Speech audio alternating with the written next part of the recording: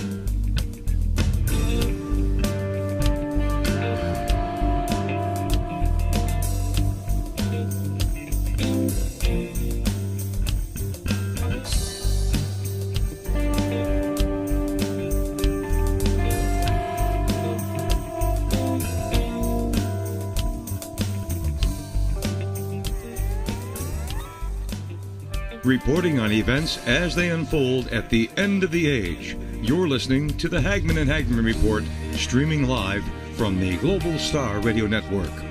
Please stand by. Doug and Joe will be right back.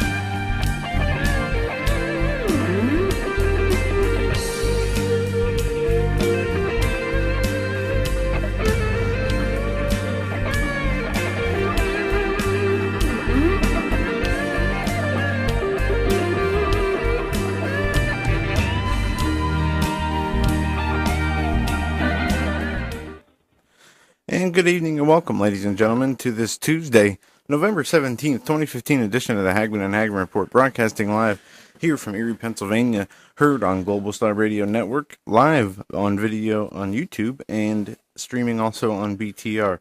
Folks, we had a great show planned for you tonight. My father and I both are here in studio. It's been a long day, and we have with us tonight Mr. Tom Horn and Steve Quayle, a dynamic duo to say the least. We got so much we're going to get into tonight that I'm going to... Yeah, a little bit of a change up tonight, having Joe bring us on initially, but tonight, folks, you know, one of the things that interests me the most is the state of the world, obviously, and we all should be very concerned about the state of the world, whether that is the current geopolitical situation or the other aspects, the more esoteric aspects. And one thing I've been doing over the last couple of weeks with the help of Steve Quayle and also Tom Horn, although Tom doesn't really know it, I've been, directly, I've been researching a lot of what he's got, his books and such. And what struck me as really important is, and I've talked to Steve about this, as it was in the days of Noah, so it shall be at the end of time, at the end of days. Now, they're not talking just about the corruption, the immorality. No. This goes much deeper than that. I don't know of any two people on the face of this planet that brings Genesis 6 alive, that brings the story of creation in Genesis and how it relates to present day than our two guests, Mr. Steve Quayle and Mr. Tom Horn. But folks, before we get to the program, I would like to direct each one of you, without apologies, because this, to me, if this is a classroom, these are your textbooks. Go to hagmanandhagmann.com or stevequayle.com and click on the special offer for Tom Horn. Tom Horn put together just a fantastic special. $39.95 or under $40. You get over $300 in free products. That includes DVDs, books, audio sets. It's right there. It's on the right-hand side of hagmanandhagmann.com. I mean, folks, I'm going to order this, although I've got some of the products, but included in this, Inhuman and such. Okay, and on and on. And then Steve Quayle, a prolific author, has written another book, a dynamic book that's coming out as well. So without further ado, and I didn't mean to, Steve and Tom, I didn't mean to cut in on your time. Go to Skywatch TV, which is accessible off of hagmanandhagmann.com. That's skywatchtv.com and stevequayle.com. And there pursue your informational experience. Steve, I want to turn it over to you. Thank you so much for appearing. And Tom, God bless you, my friend. Thank you so much. I know you're both busy, but go ahead, Steve. Take it away.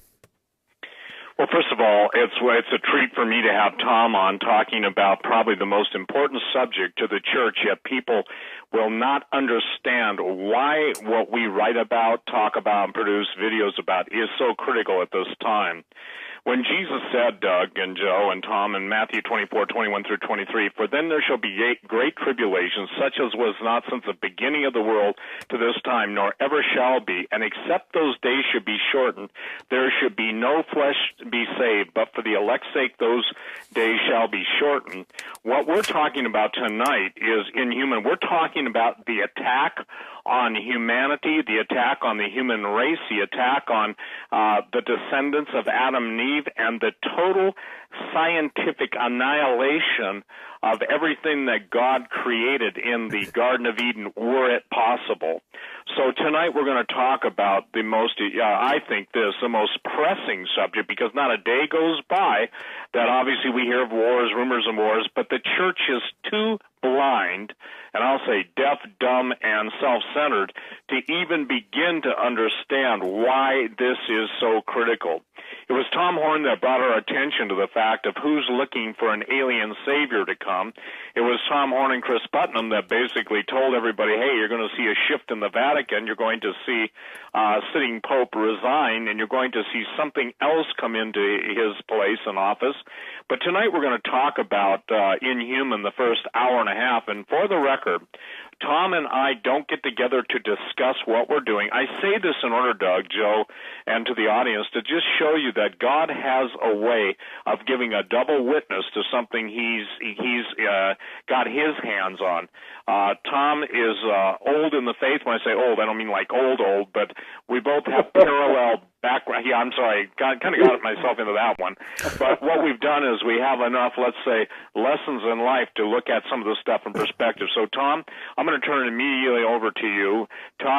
As we're talking about your new documentary, Inhuman, we'll get into transhumanism, we'll get into the whole wrap. But tell me, you've just released your documentary, Inhuman, and tell us what this is about and how you got started in the project. Because in my opinion, this is critical. My opinion, this is the fulfillment of Matthew 24:22 happening before our eyes, and people scratch their heads and just yawn or go into the critic's scornful seat, whatever. But go ahead and let us know what's up.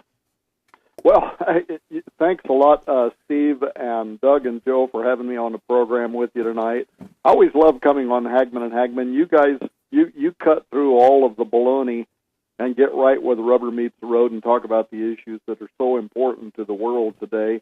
And it's always just a breath of fresh air. So thanks for having me on with you. I'm a little bit wore out, actually. As you know, Steve, I've been traveling almost nonstop, but it's a good kind of wore out. Sometimes we get wore out and tired, and we think about all the stuff we've been doing, and we're not quite sure we can see, the benefit of our labors. And then there's a good time, there's a good kind of wore out, and that's what this is, that I think we've probably produced the most important research in the history of our company. That is Raiders News Update, now today known as Skywatch TV and Defender Publishing, and now Defender Films. We've launched this brand new department within Defender Publishing called Defender Films, and this new movie, Inhuman, is the first full-length, full-on documentary film. It's 3 hours long. It's 2 discs. And people should know that I really wanted to make this film shorter. I didn't want it to be that long. I was afraid that people wouldn't want to watch it if it was 3 hours long. But at the end of the day, we had so much good, important, and even breaking content. This film deals with what's going on in DARPA, cutting-edge surprises, breakthroughs. We literally traveled the world and interviewed the world's leaders, everything from the transhumanist camp, the top transhumanist thinkers out there now agreed to be put on film, all the way over to members of the U.S. President's Council on Bioethics, Stanford University professors, geneticists, people that work in laboratories. And then in the middle, we got together who we think are some of the world's most critical prophecy thinkers, because we wanted to ask the question, Steve, that you and I have been asking for the last few years, and that is there something prophetic about the hybrid age, about this push towards human enhancement, about genetics and germline, genetic engineering, things that we can talk about tonight. And so it's the end of a 5-year process, actually, but it began almost 10 years ago. Of all things, one day I was working on an article. Somebody asked me today, they said, how in the world did you ever get started on this process? And I emailed them back, and I said it was really, kind of innocent. I was writing an article for one of the largest newspapers out of Oklahoma on the subject of Halloween, of all things. And this 10 years ago, I came across this term called transgenics. And I had never seen the term before, but I kind of put it together in my head, right? Trans, genes, somehow here we were talking about crossing over species barriers. And as a prophecy believer, and believing that we were nearing that moment in time when Jesus said, as it was in the days of Noah, and believing that in the days of Noah, species barriers were crossed over, which gave birth to the Nephilim, the giants, also which we can talk more about this evening. When I saw that term, red flags went up. And I started writing about transgenics. I started studying it. I tried to figure out what it was all about. And I wrote some critical analysis talking about some of my concerns about transgenics.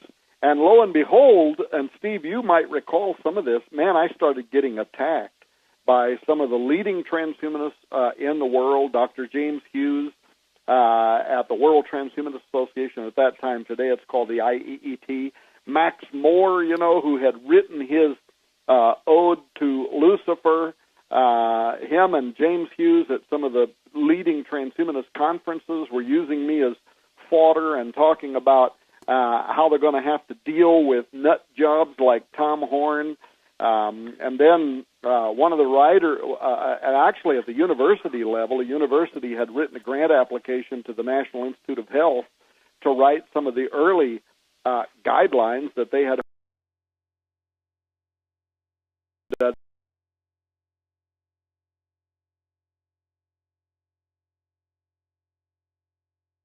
things about it, and all of a sudden these university-level professors that were writing for the NIH, they're over there on the IEET, the Institute for Ethics and Emerging Technologies, saying we're going to have to deal with people like Tom Horn, and they're over there comparing me to the Unabomber, and so it's not that I ever asked to be the guy who would produce a unique documentary that brings kind of all of the world views together to talk about these issues. And in fact, I really do believe that I'm probably one of the least qualified guys on the earth to do it, because I don't have degrees in science. I'm not like Sharon Gilbert, who now works for my company full time. I'm not a molecular biologist, right? My degrees are in theology, and yet, I know you guys will know what I mean by this. God says that sometimes his strength is made perfect in weakness. And I think that the reason that he gave me this massive commission to produce this very groundbreaking documentary is because at no point could I ever rely on my own strength or unique knowledge in the field. And maybe also because of that, that's why I was able to get everybody from James Hughes to Natasha Vita Moore to Hugo de Garis of the Ardalect War out of China to sit down and be in a film in which they knew that we were also going to have prophecy scholars talking about, is this the fulfillment of Matthew 24:37? Are we now entering again into the days of Noah, because now, for the first time, we have re-entered a period in time in which humans are set to be altered in very powerful and in germline genetic ways, meaning that all life downline from this generation is set to be permanently changed. And this only ever happened once before. That was in the days of Noah, and of course it didn't end very well back then, did it? Well, no, it didn't. It didn't. And Tom, one of the fascinating aspects of this is, again, if I'm sitting in a church and my pastor is not able to even embrace the ideas of the days of Noah, the problem is we're right here again, are we not? Basically, the flack you get is pretty much from those who profess to know Jesus. I even got some emails tonight, this isn't important, why do you guys bother? Well, hello, except the days be short and there be no flesh left alive. It's all about the bloodline. It's all about the seed. It's the war of seeds.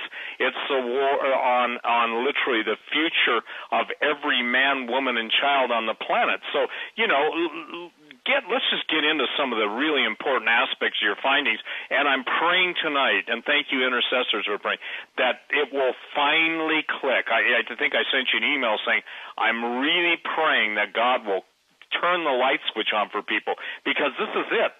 It doesn't matter if it's the food we eat, the genetically altered atmosphere we have to breathe in, the vaccinations, all the genetically modified organisms, and all of the its that they are, drawing chemical substances from. I mean, we are in the giant test tube of the end days. So maybe we should have a new, work together on another project called End Time Test Tube Babies. The bottom line is that we're talking about, in my opinion, this is what God has led Tom Horn to do. This is what he's led me to do. Neither one of us started out saying, gee, I think I'll talk about giants and transhumanism, and I think I'll talk about Catholic prophecy, and I think I'll talk about blah, blah, blah, blah, blah. The bottom line is that one thing leads to another, and it's God opening his time seals, and oh, by the way, those are also mentioned in the book of Revelation. So let's talk about the most important aspect of your findings, because you know me, I like to get to the bottom line and work backwards. Right. And I will say this, Steve, and I'm glad you kind of brought the subject of the church up. I'm really, really hoping one of the biggest motivators for spending the last few years and so much money and so much time and effort to produce this documentary, Inhuman, is my hope that this will be used in churches, that churches will play it, churches will watch it, churches will get involved in the conversation, home Bible studies will get involved in the conversation. And why am I hoping that is the case? Because we have reached a turning point now. The hybrid age has begun. For those that are not paying attention, they could be blown away by some of what we will talk about tonight. But if the church does not get involved in the discussion, in the ethics, if you will, then we are going to leave it to those who have a pro-transhumanist worldview to define the language, the legalese, the law, the constitutional changes that are set to occur right now. And I think that we will have failed in a very, very powerful way. In the days of Noah, it wasn't just about the giants. It was about the fact that Noah was a preacher of righteousness. God called him to be a preacher of righteousness. And all the way up until the rains started and the floods came and wiped out all of degraded humanity, Noah was a preacher of righteousness. God today is calling for men and women to become preachers of righteousness. And in order for them to be able to speak to this generation, they have to understand the issues that are important to this generation. Look around. Look at your kids. If you go to church, look at them. They're holding handheld devices. They're already using speech to word and word to speech, voice to speech technology. They're already being integrated into the technological singularity. They're already hearing guys like Ray Kurzweil and all these people talking about how in the very near future, nanobots are going to be swimming around in our brains and are going to integrate us with a hive mind. But now they're also hearing about CRISPR-Cas9 technology, and they're hearing about gene drive technology. The parents probably aren't even aware. The pastors in churches, many of them, are not even aware, but their children are aware. And they're looking forward to these moments in which they're going to be enhanced, in which they're going to get to be part of the Ubermenschen, part of the supermen of tomorrow, to be able to run faster, to become X-Men. They're turned on by all this cool stuff, and it's the lie of the enemy. It's that old Mephistophelian bargain. If you eat of the fruit of the tree, you shall be as gods.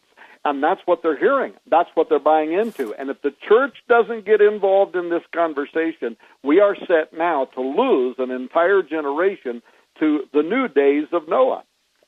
When I speak on this subject, I can't tell you the number of TV shows, radio shows. I start talking about bioenhanced humans with unique cognitive abilities that are right now in the design budget.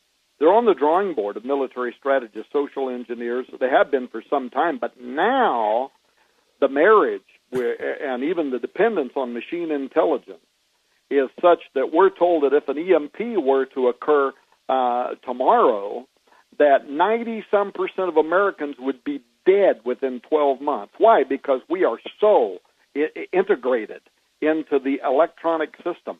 And now imagine... Take this to the next step. Imagine that DARPA's line items come to pass, and over the next decade, that integration moves inside of our brains, moves inside of our cells, and then the grid that goes down. it wouldn't be 90%. It would be near 100% of all humanity, except for maybe the Amish that live around me over here, that would be dead.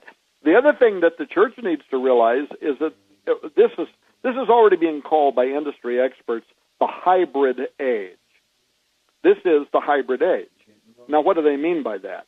They mean that in the same way there was an industrial age, there was an agrarian age, there was an internet age that gave birth to the internet and communications online, that what we are now entering into is the hybrid age. And by that, what they mean is that the same thing we've been doing with genetically modified crops, the same thing that we've been doing with transgenic animals, the same thing that we've been doing with human-animal chimeras, wink, wink, at only the embryonic scale, we intend to do to humanity in general. The largest departments of the U.S. government in the last 60 days have been ordered to create the guidelines that are now going to be used for creating a blueprint for the enhancement of humans, beginning on the battlefield, and then it will extend into the rest of the popular culture. We do absolutely intend to hybridize man via genetic alteration, nanotechnology, synthetic biology, human tech integration. People that watch this documentary, Inhuman, at first are going to be blown away. And let me warn you, this is kind of like a mini college course compacted into a 3-hour period of time in which you are hearing the experts, people that give congressional testimony, people that give advisory information to DARPA, to the U.S. Pentagon, that help in even writing those budgets that have been approved by Obama for creating a new blueprint for the human genetic code. You're going to hear these people, and what's going to blow you away is some of them, especially the pro-transhumanists, they're actually they admit on film how they are eagerly anticipating the blending of human and animals to create a new form of superior humanity that will actually essentially be a chimera. One of the scientists said it this way. He said, this technology is going to insinuate itself into every sphere, every nook, every cranny of human activity, from the manipulation and replication of DNA to integrating our brains with technology, launching this era of change and innovation that we are calling the hybrid age. So it's here. It's happening now, and that's what people are going to learn about. Now, here's what's also interesting. Am I going too fast? No. Fabulous. No, not at all. People will have to understand that, number one, this is the most critical issue of our day, because if people don't get it, you remember back in 2000, let me just say this and I'll turn you right back, why the future doesn't need us, Bill Joy, one of the co-founders of Sun Microsystem, he said this: our most powerful 21st century technologies, robotics, genetic engineering, and nanotech, are threatened to make humans an endangered species. Well, I would put in here the ultimate Luciferian dream. So basically, 15 years ago in March, this was one of the most important, poignant essays ever penned. Then Ray Kurzweil comes along and writes The Age of Spiritual Machines. So this is critical, Tom. And for those of you that don't understand this, I've got my mortgage to pay, everything. This is the end of everything. Unless Jesus intervenes, which the Word of God says He will, there'd be no flesh left alive. So continue on, Tom. I just want people to understand this. Not only did somebody write 15 years ago why the future doesn't need us anymore, the enemy of men's souls and all contemporary science and all supernaturally orchestrated technology is building to that point. Yeah, Al, by the way, let me say something here, and thanks a moment ago, Doug, when you said people can go to skywatchtv.com, and there's or they can go to your website, Hagmann. What is it? Hagmann and Hagmann.com, right? Yeah, Hagmann.com, and there's an ad there, and they can click on it. It's not $39.95, and then we include, and the total value is $300.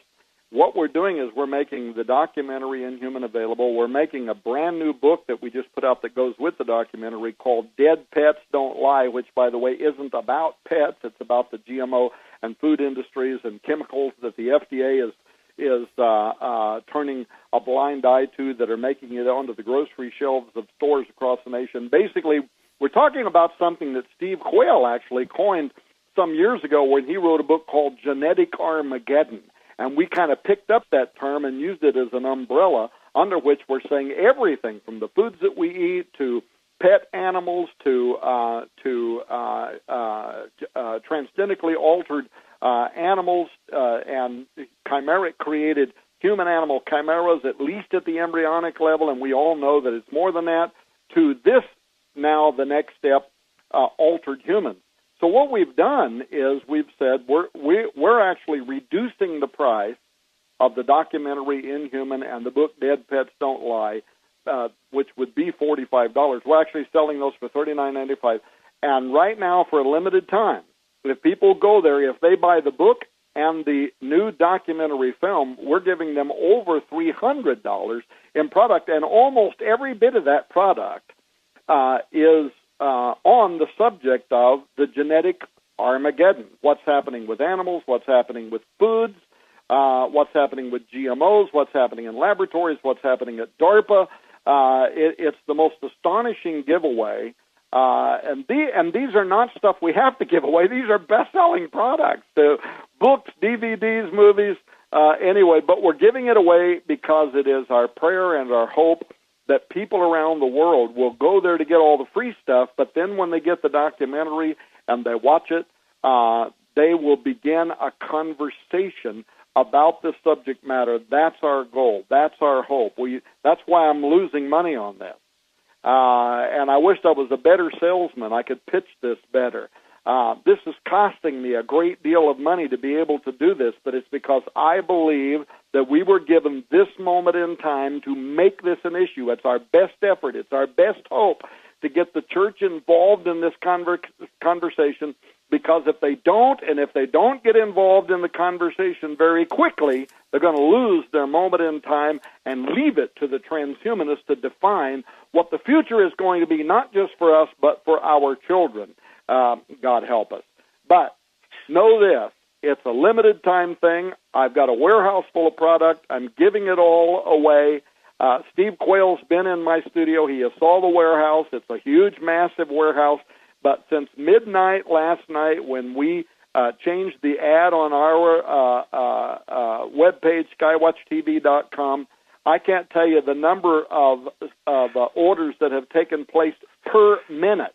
It has been literally thousands and thousands of orders just since midnight last night, and that product is going to run out. So if somebody's listening to this promo, especially if you're a pastor, if you're a Sunday school teacher, if you've got a home Bible study group and you want to know more about this information, you need to go there very quickly and order the DVD and the book to get all of this giveaway, because anytime now, between now and the next few days, we're going to remove that and it'll be gone forever. Now let me I won't say any more about the deal. I just wanted to clarify that it's over $300 in product having to do with the genetics Armageddon. All right. What's happened now, while we were making the documentary over the last 5 years, Steve, as you know, there have been some very serious breakthroughs in genetics technology. One of the very first ones was what a lot of people now call CRISPR-Cas9, which is really just a very simple way and a very effective way of actually editing the DNA of fully grown humans. You can use CRISPR-Cas9 to also edit the genetics at the germline genetic level, at egg and at ova. But you can also use this for like genetic treatments where, an adult can go in, they can inject into you a CRISPR-Cas9 kit, essentially, which will cut the DNA strand to either fix or repair, some kind of defective genetic situation, or, and this is the spooky part, to introduce into the genetic code new information. This could be genetics from animals. This could be synthetic genetics. So that's a brand new, very spooky kind of technology that has just been invented. And now they've perfected using CRISPR-Cas9 for another kind of technology, which is simply called gene drive. And if you go out there now and go to Google and type in gene drive and follow it where it's talking about some of the butterflies and some of the experiments that they're doing right now, you'll find out that they're able to take existing species using CRISPR-Cas9 technology, edit their genetic makeup, so you can choose, and I think the experiment that they did was that the offspring of these butterflies or flies or whatever it is would only give birth to a certain color. But that becomes it's called gene drive because that becomes the dominant genetic code, the genotype of that species, and essentially it is capable of eradicating every normal kind of that species from that time before moving forward. In other words, we are literally talking about Watcher's technology. We are literally talking about a technology that now exists. While we were making this film, this stuff was all invented. It all came to light. It now exists and is capable of doing what the Watchers did that led to all flesh, the book of Genesis says, both man and beast, having become corrupted.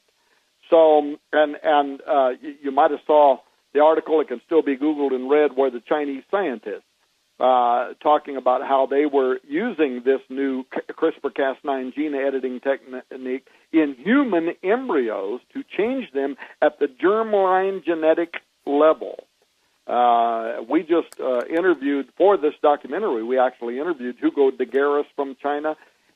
He is retired now, but the Chinese are moving ahead with a significant, powerful uses of this technology with regard to humans. Of course, I think we would all admit that we think this is happening at more than just the embryonic level, which is what they were talking about.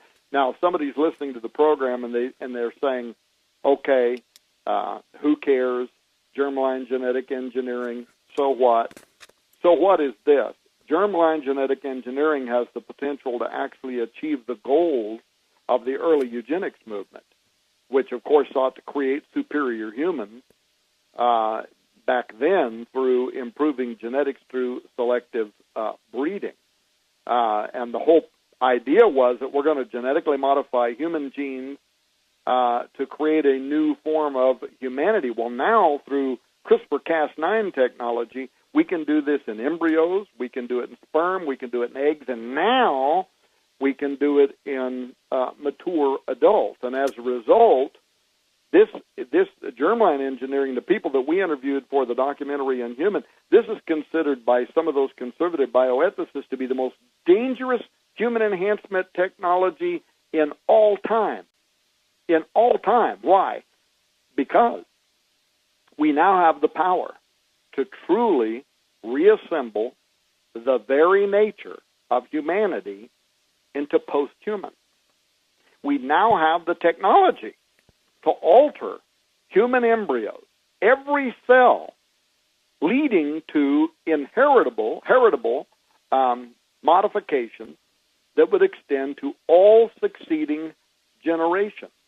And for those that don't understand, debate over germline engineering has been the most critical among both liberal and conservative bioethicists because as changes to downline genetic offspring are set in motion, the nature and physical makeup of mankind be altered with no hope of reversal, permanently reshaping humanity's future.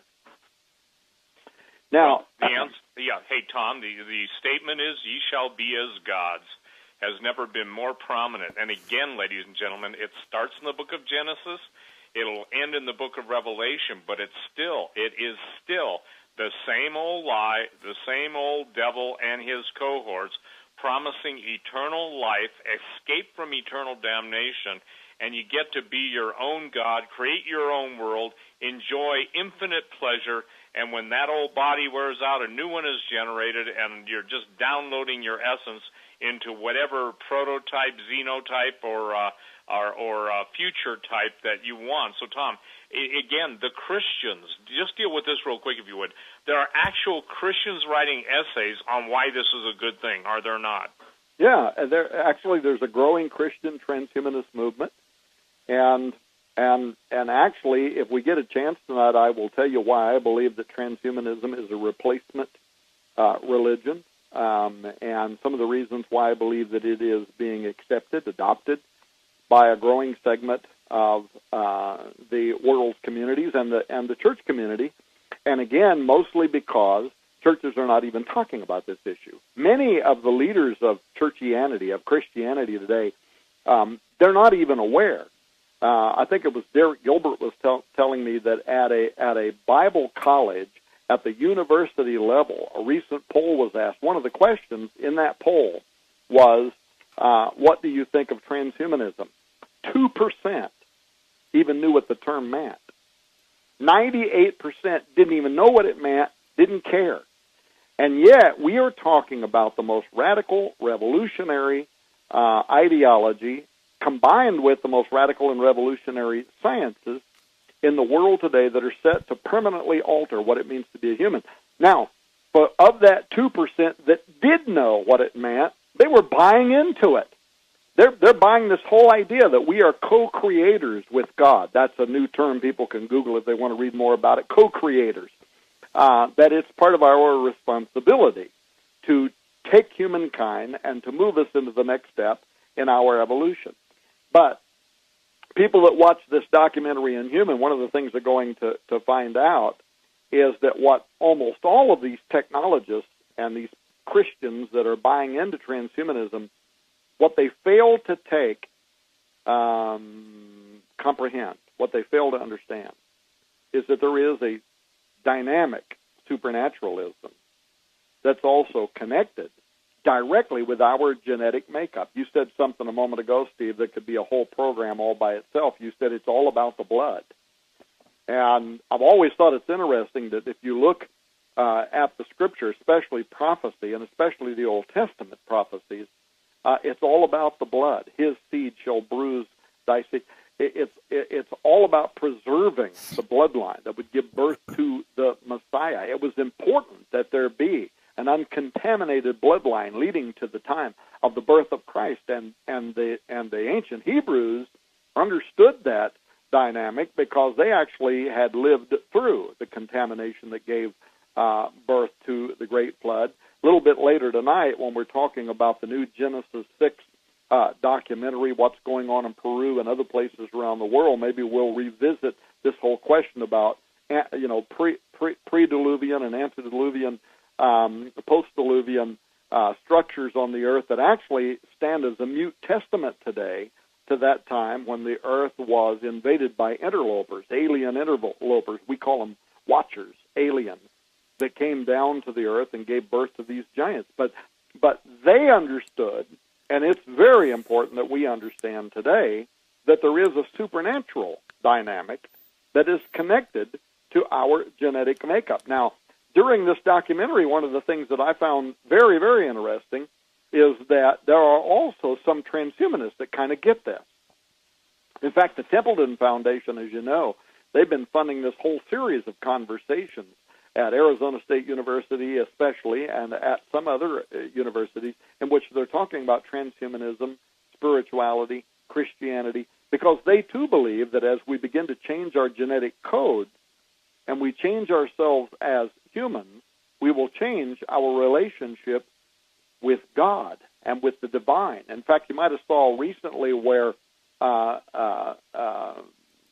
Mr. Singularity, Ray Kurzweil, said that by altering ourselves, we're going to put ourselves in contact with the divine. Did you see that? We're going to become as gods. Well, one of the other leaders in transhumanism is the director of the Future of Humanity Institute and a professor of philosophy at Oxford University that we've talked about before, Nick Bostrom. And Nick gave testimony recently before the United Nations. And Nick is an interesting person because he started out being a very, very pro-transhumanist, very excited about how we're going to combine ourselves with animals.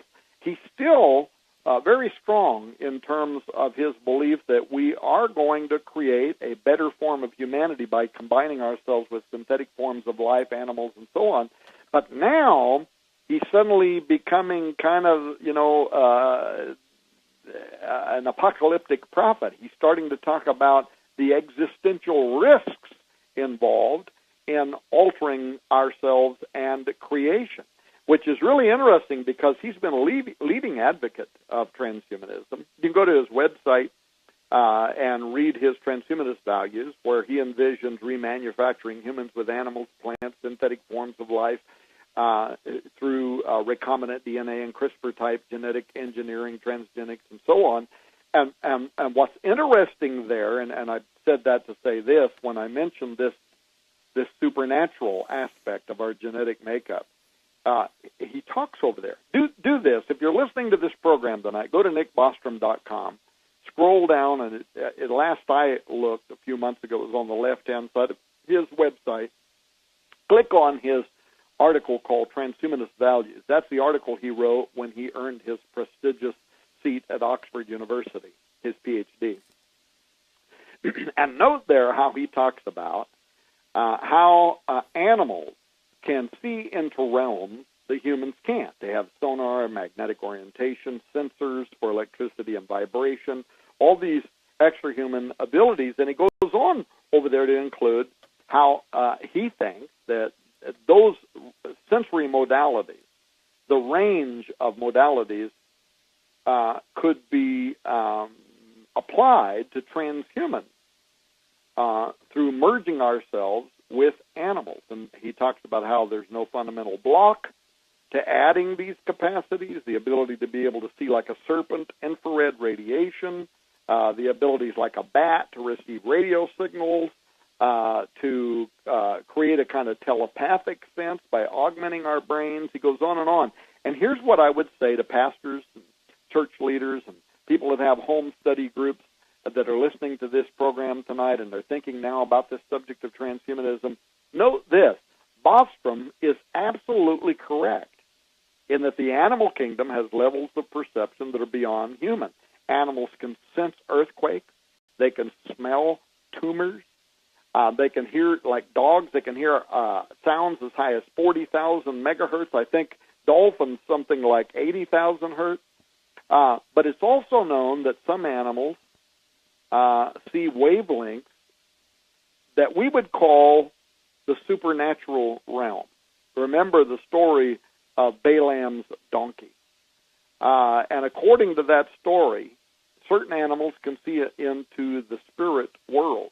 Now, there have been recent studies that have indicated that animals sometimes seem to be reacting to something that is beyond normal human perception. Have you ever seen a dog that suddenly seemed to be really nervous about something? And you get this strange feeling, and you think that the dog is sensing or reacting to something. Little bitty dog might run and hide and get under the bed and scare the bejeebers out of you, right? Because they seem to be reacting to something that you yourself can't see. Well, that kind of peculiar ability be enhanced in humans in the future that have partly animal DNA integrated into their system, opening supernatural gateways that exist within the mind. This is something that we learned, even people at DARPA believe this can be achieved through altered mental states induced by psychoactive drugs like DMT and absinthe. Now, this is, of course, condemned in the Bible. It's called pharmakia, Revelation 9, sorcery, witchcraft, using drugs and advanced forms of science that seek to circumvent the will of God in order to make contact with entities that he has placed behind barriers, that he has placed behind walls. And know this, God does not make laws prohibiting the doing of something that is impossible. Meaning, in other words, it is possible. And there are those, even among military scientists today, that are imagining now a permanent pathway, a connection with the beyond, the ability to see into other dimensions, what we would call the spirit world, as a result of brain enhancement through integration and genetic alteration through integration with men and with beasts. I mean, are we literally talking here about the reinvention of the Nephilim, portions of the mind that scholars believe were closed off following the fall of man? But now you've got the Templeton Foundation at Arizona State University funding this long series of pro-transhumanist lectures titled Facing the Challenges of Transhumanism, Religion, Science, and Technology. I challenge you to go. Google those and read the articles over there, because some of the instructors do in fact believe that radical alteration of Homo sapiens is going to open a door to unseen intelligence. In fact, hey, Steve, do you remember this maybe 4 or 5 years ago now, Arizona State University launched a study called Sophia. Remember that? Yes, I do. And that was actually an outgrowth of some of the early studies by the Templeton Foundation, the idea that we are going to make contact with an an extra-dimensional world. Terence McKenna, who died 2 or 3 years ago, who was the originator of the novelty theory, he was out there, going into Africa and taking these drugs and putting himself into an altered state and contacting other dimensional beings. But he was also a transhumanist, and he believed that at some point in the near future, we're going to do what DARPA is thinking about doing right now, and we are going to somehow create a stable platform in the human brain through genetics and also through artificial intelligence integration, brain-machine interfacing, so that we can put ourselves into contact with what they believe is on the other side. By the way, we're not talking about it tonight, but I believe that CERN has proven, and at some point in the future we'll talk about this, I believe that they did experiments. They've proven, in their own mind at least, the metaverse. I think they've made contact with something, because they're being very silent right now, and their silence, to me, speaks louder than words. Because keep in mind that CERN in the past has always rushed out to publish anytime they think they've made a discovery, the Higgs boson, some other boson, blah, blah, blah. And a few weeks ago, they announced that they were going to do their most powerful experiments to date for the specific purpose of seeing if they could detect graviton, weak particles that they believe, the theoretical particle that makes up gravity, escaping into a parallel universe. They made these big announcements about it. They did these powerful experiments, and unlike what they normally do, all of a sudden they zipped their lips.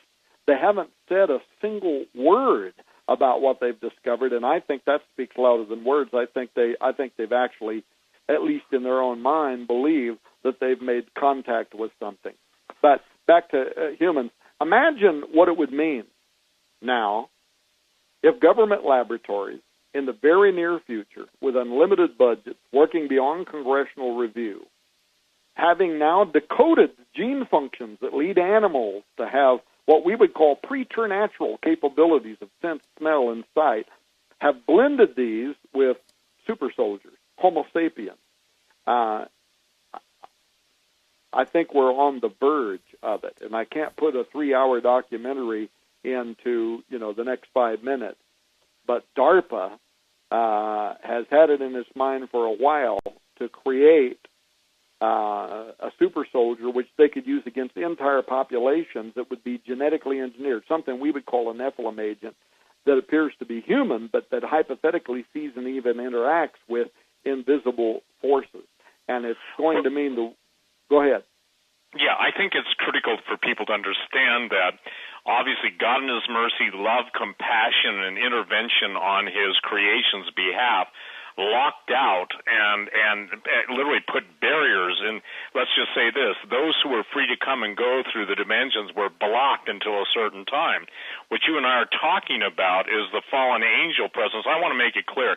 It is my understanding, Tom, that fallen angels can take on human form. They can, they have access to it, but they don't possess human beings like demons do. And we need to make sure that people understand there's a difference between something that's soulless and something that has a soul that's under the impression or under the control of a demon. But saying that, CERN, even I was contacted 2 years ago by people who were saying they broke through the dimensional barrier. And I can tell you this, that all of the shutdowns, in what I was told, for what it's worth, take it to the Lord in prayer, were the people that were tasked at a certain point in America's history from keeping those dimensions being broached. They were backed off, and now every dimension, here's what I've been told, is now open for grabs. So when you talk, it doesn't matter how many trillion electron volts CERN powers up to. The fact is, when the gates are open, the gates are open, and now, that's the only thing that can explain the multidimensional parenthetical insert of evil multiplying at such a horrific rate now that people are just absolutely saying, where did all this evil come from? Well, my answer, and I think Tom Horn's answer, is they came through the gates. So when Jesus made the statement, the gates of hell would not prevail, the bottom line is that everything it seems like Jesus stated, the modern church just said, oh, he didn't really mean this. He's just talking in parables. Well, I got news for you. Parables don't go bump in the night, and the entities that are coming through the gates do. Having said that, do you want to draw the conclusion or the difference right now? We got about 4 minutes between something that's soulless and versus something that's demonized or under the power and presence of a demon? Hey, actually, let me get into that after the break. Okay. Because I want to ask you about something. You mentioned the things that go bump in the night. What do you make of this? As you know, I was just in Arizona.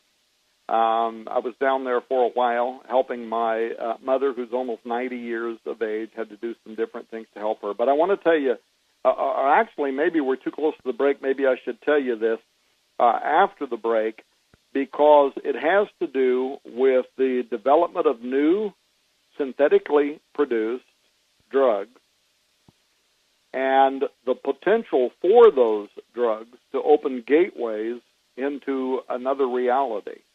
My mother is almost 90 years old. She's Abe Lincoln honest.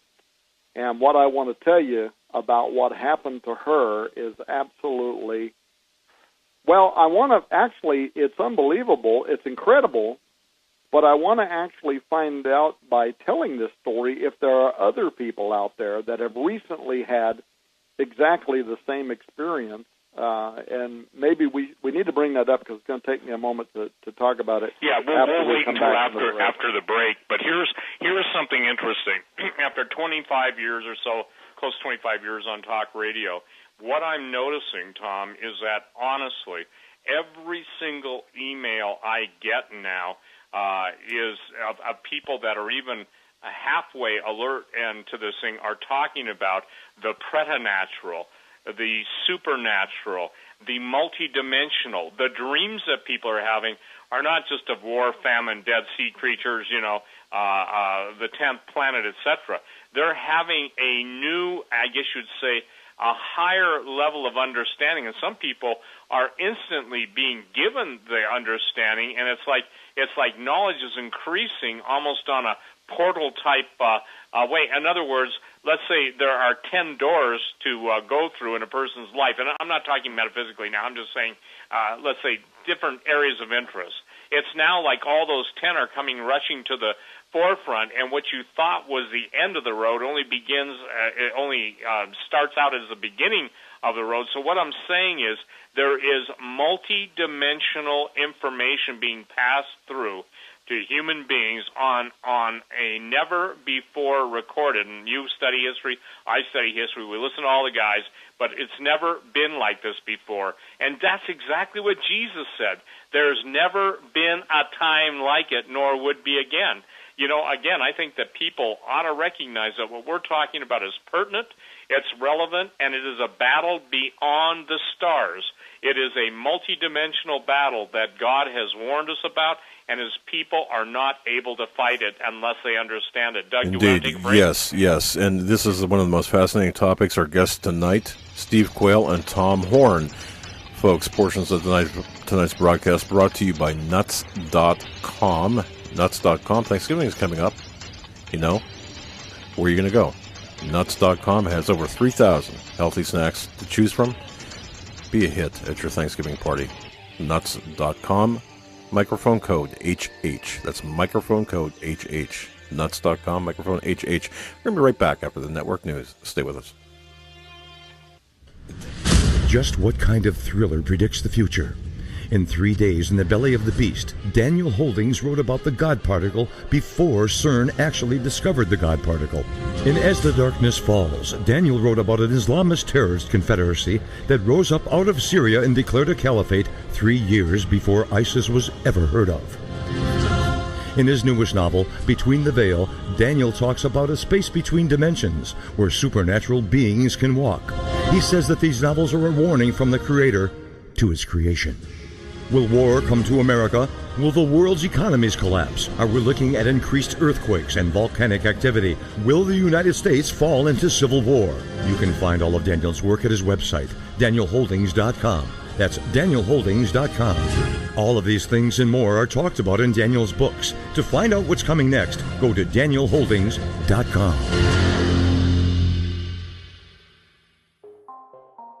Hi, it's Lynn Oz, and believe it or not, there is just a little something that you can do to help change the lives of some of our veterans in need. I will be joining L.A. Marzulli, Doug and Joe Hagmann, John B. Wells, Coach Dave Daubenmire, Dr. Ted Brower, Greg Jackson, Reverend Flip Benham, and Benjamin Baruch this March 18th through 20th, 2016 in Dallas, Texas for the Hear the Watchman Conference Revival and Worship event. We want to bring as many veterans in need as possible to the event so they can receive the blessings of Jesus Christ and be part of this incredible event.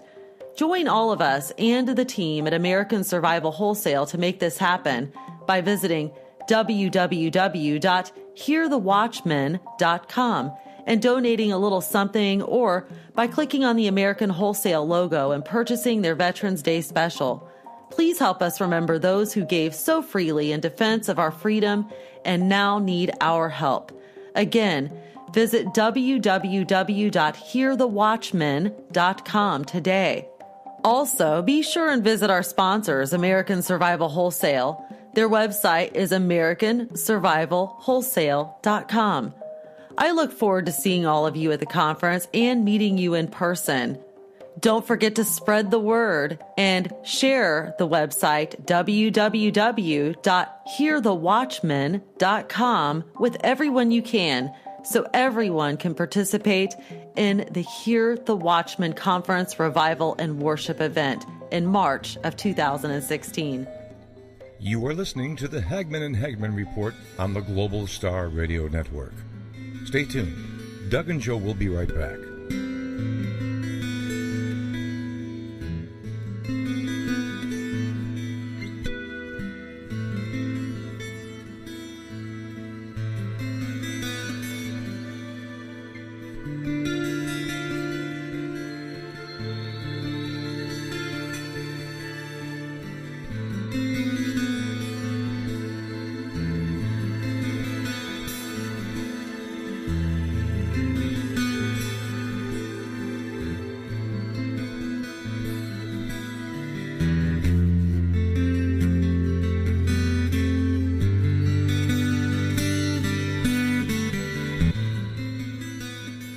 Listening to the Hagmann and Hagmann Report on the Global Star Radio Network. Stay tuned. Doug and Joe will return shortly.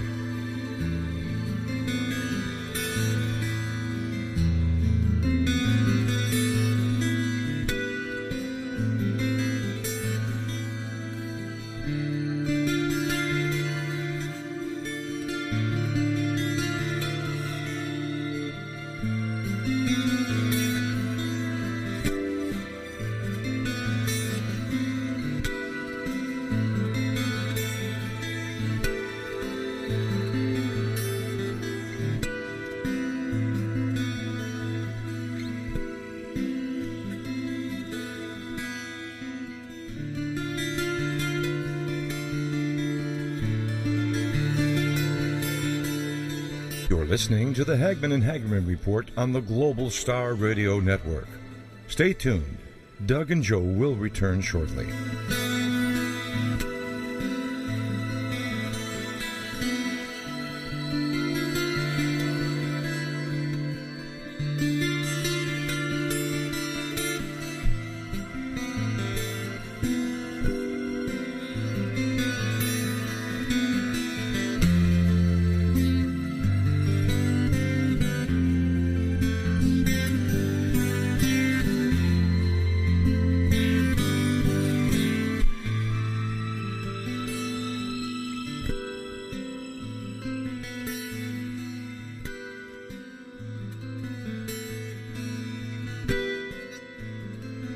listening to...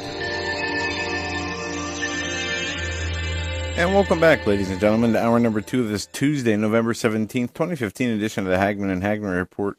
We have with us Steve Quayle from stevequayle.com and Mr. Tom Horn tonight, and we are talking about transhumanism as well as other things. We're going to get right back into this. But first, you know what? We're so thankful to have both gentlemen with us. This is so important, and please, folks, pay attention to what they're saying. Before we get to our guests, I just want to mention that we found a great website, folks. With Thanksgiving next week, can you believe it's just upon us so quickly? My wife and I were talking about hosting Thanksgiving dinner for our immediate family, and we were looking at, and this is true, we were looking at the snacks, and I got to tell you, Joe's, he's invited too, but anyway, right away we said nuts.com. Ladies and gentlemen, nuts.com. But you have to just go to nuts.com and use the microphone code HH. That's nuts.com, microphone code HH. Right now you can get you can choose from over 3,000 different varieties of healthy snacks, nuts, dried fruits, sweet treats, whatever you want, cooking and baking goods. You could spend literally an hour or more on this website alone, nuts.com. They offer so much to so many this is quality snacks. And we were looking for a company like this. This is a company that I'm not afraid to recommend to my Christian brethren, to my friends, to my family, and I've done so. And we get from nuts.com. We purchase from them. And just, close your eyes for a minute and just, can you smell the aroma of roasted nuts? Well, that's what it's like to open a bag from nuts.com. Folks, with Thanksgiving Day next week, go to nuts.com, put in our microphone code HH or code HH in the microphone box, and choose from the the vast array of choices there. And if you use our code HH, you get 4 free samples. That's a $15 value. And you can choose from over 50 options. Right now, nuts.com, enter our code HH in the microphone box. Let's get right back to Mr. Steve Quayle and Mr. Tom Horn. What a great pair. Steve, going to give it to you. And Tom was talking about an experience with his mom, and maybe you can pursue that. Well, one of the things that Tom was talking about before we went to break was obviously the word pharmakia, from which we get the word pharmacy, sorceries, and he was going to share, and right now we'll have him share, about something that's happened or is going on in his 90-year-old mother's life. Go ahead, Tom. Yeah, but first of all, nuts.com, you made me hungry, brother. Look, I want people to know that my daughter lost, 130 pounds or something. She's in the best health of her life ever. She went on this gluten-free, diet. Yeah. So I decided that I was going to do it too and cut out all the crap. Don't eat no crap, but you can eat nuts. You can eat those kind of healthy kind of things like you're talking about. So I'm going to be going there, nuts.com.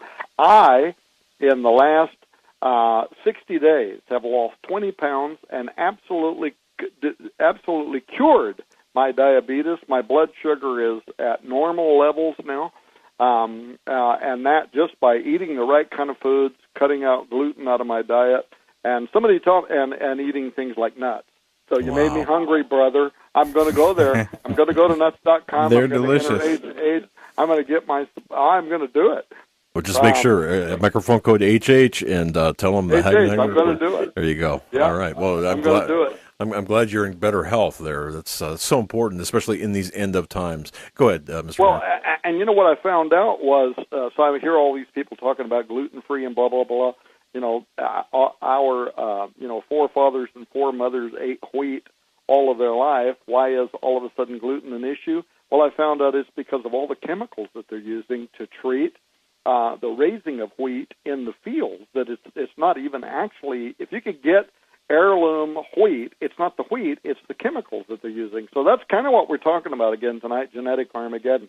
Now, before we went to the break, and before you got me all excited about going to nuts.com and getting some of those samples for the Thanksgiving holiday, before you got my mind diverted onto the nut product, Hey, Steve, I want to ask all three of you guys, Joe, Doug, and Steve, but Steve, because of your background and all this, I want to ask you in particular to give me your feedback on this. There's two things. I want to say two things about recent science development that reminded me of what the Watchers did in the Old Testament, but the first was very, very near to home. My mother, she's nearly 90 years old, and I'm going to make this as short as I possibly can. Not long ago, she started seeing red spots in her right eye. So, not really abnormal for a person of her age. She goes to see the doctor, telling the doctor she's seeing spots in this right eye. He tells her he wants to try a new experimental eye drop. It's an experimental drug. Now, he tells her, he says it's going to burn like fire for a few minutes, but he thinks it will fix the problem of seeing these eye drops. So she agrees. He puts the eye drops in her right eye, then he covers her eye with gauze and a patch, and he tells her, don't remove the patch until the following day. Sure enough, burns like fire for a couple of hours, then the pain goes away. She leaves the patch on. To get this, guys, the next day, she takes the patch off of her eye, and my mom is nearly knocked out of her wheelchair. Why? Because she can see people walking through, she called them people, weird-looking people, and they're walking through her house. They're looking at her. Whenever she covers the treated eye, she doesn't see anybody. She just sees the world as we see it. If she covers the good eye and opens the treated eye vividly, there are dozens of humanoid beings, and they're walking through her home. There's lots of them, and they're vivid. Now, some of these notice that she can see them now, and they stop and they start looking at her as if they're not accustomed to somebody being able to see them. That's not good. Others seem like they're interested in some of the stuff that's in her house. Well, she's terrified. And my mom's Abe Lincoln on it. Old-fashioned, Christianity, never told a fib, in her entire adult life. She's absolutely terrified. She's out of her mind with fear.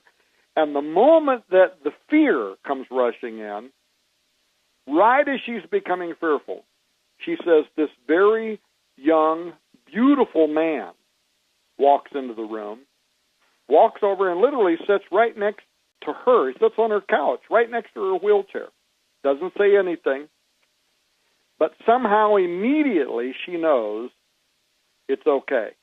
And none of whoever these people walking through her house are going to hurt her. They can't touch her. Somehow she knows that.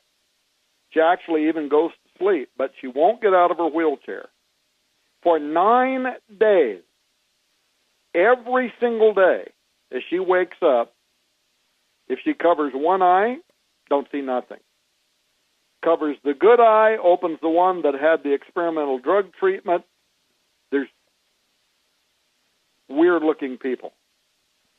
And they're walking through her house. As she hits the 8th day, they start getting a little bit hazy and harder to see, kind of like somebody's pulled a screen down now that she's looking through. On the 9th day, she can barely see them anymore. And then by that evening, the phenomenon ends, and it's never come back again. Now, by the way, my mom told me this story before I went down there. She actually called me when it was happening, when it first was happening, because she was terrified. My sister, who lives with her, had called me too, completely freaking out about it. That was part of the reason I had to go down there. But by the time I got there, it was past the 9th day. I think it's interesting the number 9 mentioned, because 9, and I have to go back and look these up again, but I remember when I was a pastor making notes about this, there are 9 specific places in the Old Testament where it speaks of those who use sorcery for making contact with the other realm. But then in the New Testament, there are 9 gifts of the Spirit. both of these speak of both the negative and the positive side of making communication with the supernatural realm. Now, when I knew that I was going to be on the Hagmann and Hagmann show tonight, I actually emailed Sharon Gilbert, who's a molecular biologist, works for my company full-time, and I told her the story. I hadn't told her that story till today. And I told her the story, asked her what she made of it. Here's what she emailed me back. She said, Tom, that's incredible, but it's not the only time something like this has been reported, although it's assumed that most patients of this experience that are seeing things are mentally unstable, and therefore optometrists don't talk about it. They ignore it. They diagnose these so-called visions as what they call Charles Bonnet syndrome. It's often referred to as a manifestation of the brain's reaction to sensory deprivation. I'm reading her email. The eye being oculated artificially by a covering of physiologically through disease. Now, here's what Sharon says. This is a bunch of scientific claptrap trying to explain experiences beyond our physical reality. It's compared to phantom limb sensations, but for the eyes. Here's what she says. But I suspect your mom was really seeing into the spirit realm, though the reason for it is unclear. Your email is well-timed since I'm spending most of my time on either an ice pack or heating pad after throwing my back out Sunday. She goes into some of that. But I'm working through books on the military's past research and how that coincided with post-Babylon working events of the 1950s and 60s. The unseen realm has been bleeding into ours since before the flood, but a massive assault on science and scientists seems to coincide with the mid to late 19th century, just as the eugenics movement took hold. I'm not sure where I'm going with this, except that the enemy's been directing humanity toward an end game that appears to be using science and PSI in science to pull us away from God Almighty and toward a counterfeit spirituality culminating in a new man, the inhuman being. The most interesting part of your mom's vision is that beautiful young man who helped her know that she was okay, that she need not fear. The Lord knows his realm for his reasons. Your mom must be very special. So I thought I would share that with you guys tonight. You're the very first radio broadcast that I've told this to. Anybody out there that knows my mom, of course, would be blown away by this because, again, she's Abe Lincoln honest. She would never make up a story that isn't true. But now I want to ask you guys, what do you make of the fact that here you have a doctor, and you know how doctors are, they get these test drugs sent to them all the time because the pharmaceutical industry is hoping that if they use it and they promote it and it does well, it helps them get their product out there, and they stand to make, millions, tens of millions, hundreds of millions of dollars on a new therapy or a new treatment. What do you guys make of the fact that here's my mother, she's seeing red spots, the doctor says, well, we've just received this new experimental drug, puts it on her eye, and all of a sudden for 9 days, a very important biblical numerological number, for 9 days, she sees these strange-looking people walking back and forth, but only through that eye. If she covers that eye, she doesn't see anything through the other eye. I'd like to address that, if I might, Doug. Please. Sure, one of the most famous when it comes to eye surgery, and the only man I believe that's ever transplanted an eye, being able to attach the optic nerve, etc., is Dr. Ernst Muldeshef. You can Google that name too, or not Google, but go on whatever internet search, probably start page, you'll be safer. The point being is that I believe, Tom, what happened to your mother is that since the Nazis started their eugenic program, and I get into this, by the way, and that's why, again, my new book, Empire Beneath the Ice, How the Nazis Won World War II, and I believe that, I defend it, and I think people will come to the agreement. But one of the most interesting things to me was the occult knowledge of the Nazis wanting to open up the third eye. Well, interestingly enough, Dr. Muldeshef, I'm not talking about an occult thing now. I want people to understand something.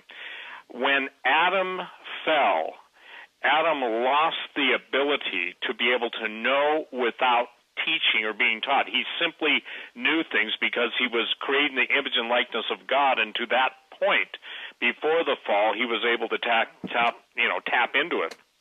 What's happening, in my opinion, with your mother is that whatever the chemicals were have basically been able to activate that part of her brain or that part of her eye. And I'm not talking your mother's got a third eye. I want to make that clear. Sure.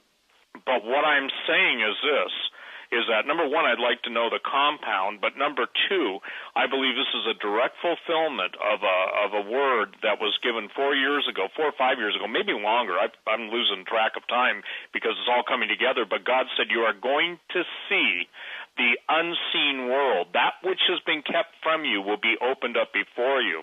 So it is my immediate response, knowing what Dr. Muldashef, by the way, he's one of Russia's leading, if you will, gentlemen who goes around the world looking for giants, and I've referred to him as finding one in the caves of Nepal and literally being shown the giants in stasis. I don't know if you've ever heard me talk about that, Tom, but what's happening to your mother simply is this, that through an interaction with that drug and her whatever the cause of the spots, there was an interaction. That interaction allowed her to see into the spiritual world. The young man obviously would probably be an angel, but we're surrounded. The Bible says we're surrounded by so great a cloud of witnesses, but we're also surrounded by the demonic realm. And I remember the Lord specifically saying, and I think Doug, I don't know if you and I knew each other or was on my radio show, saying the unseen realm, the things of people's nightmares would manifest in the flesh. So what's happened simply, I think, is a modern day, bless your mother, but she's having a fulfillment of the scripture where those dimensions now, where they once had barriers or separation, and you know God put the barriers of creation in for our safety. I believe that whatever the drug was, coupled with whatever your mother's underlying issue was, if they've been able to diagnose it, but evidently that drug was able to trigger something to activate her, if you will, spiritual eyesight. And this is not New Age. This is simply something that God, in His mercy, had kept us from. Can you imagine living with all the evil if we saw it every day? Oh, yeah. Yeah, so anyway, what I'm saying is the dimensions are opening, and that's exactly what CERN is doing. CERN is acting as a master lock, and it's unlocking. It's allowing these things to come through. And behind the scenes, there are scientists that work at CERN that are basically having their minds blown, and some of them actually have been assassinated. The point being is we're at that time. So that's probably one of the most interesting things I've heard all year. And I would like to know if you'll just email me the drug. I'm not going to go try it. I'm asking her to get that for me. You know, my mother was so blown away by it that she obviously didn't even ask the doctor what the drug was. He just treated her. Right. She went home, and then this was going on. She was freaking out. She called me. It was partly why I had to go down there. And I brought it up because of with the documentary that we're putting out on transhumanism and knowing what DARPA wants to do and how they're trying to experiment with brain chemistry, and there is this occult belief system that they will be able to put themselves into contact with other realities. And you mentioned CERN. Well, anybody can go to Google and type in Sergio Bertolucci. He is the director of science at CERN. Read his own words. He says we're going to open a doorway at CERN, and we're going to send something through, or maybe something will come through. So they definitely are trying to make contact with other intelligence. There was another news report that people can read that came out earlier this week on another scientist who thinks he has found evidence for the multiverse. And what people need to know is these people not only believe that there are other dimensions, they believe there's intelligence there. And so if you watch their own, there's a full-on documentary you can watch on YouTube. I'm trying to think of the name of it right now, but it's on string theory, and they talk about how they're going to use CERN and the particle collider to film whether gravitons are escaping into a parallel universe. But when you watch their depictions, they depict other people, other entities. other realities that exist in these parallel universes, just like the reality that we live in.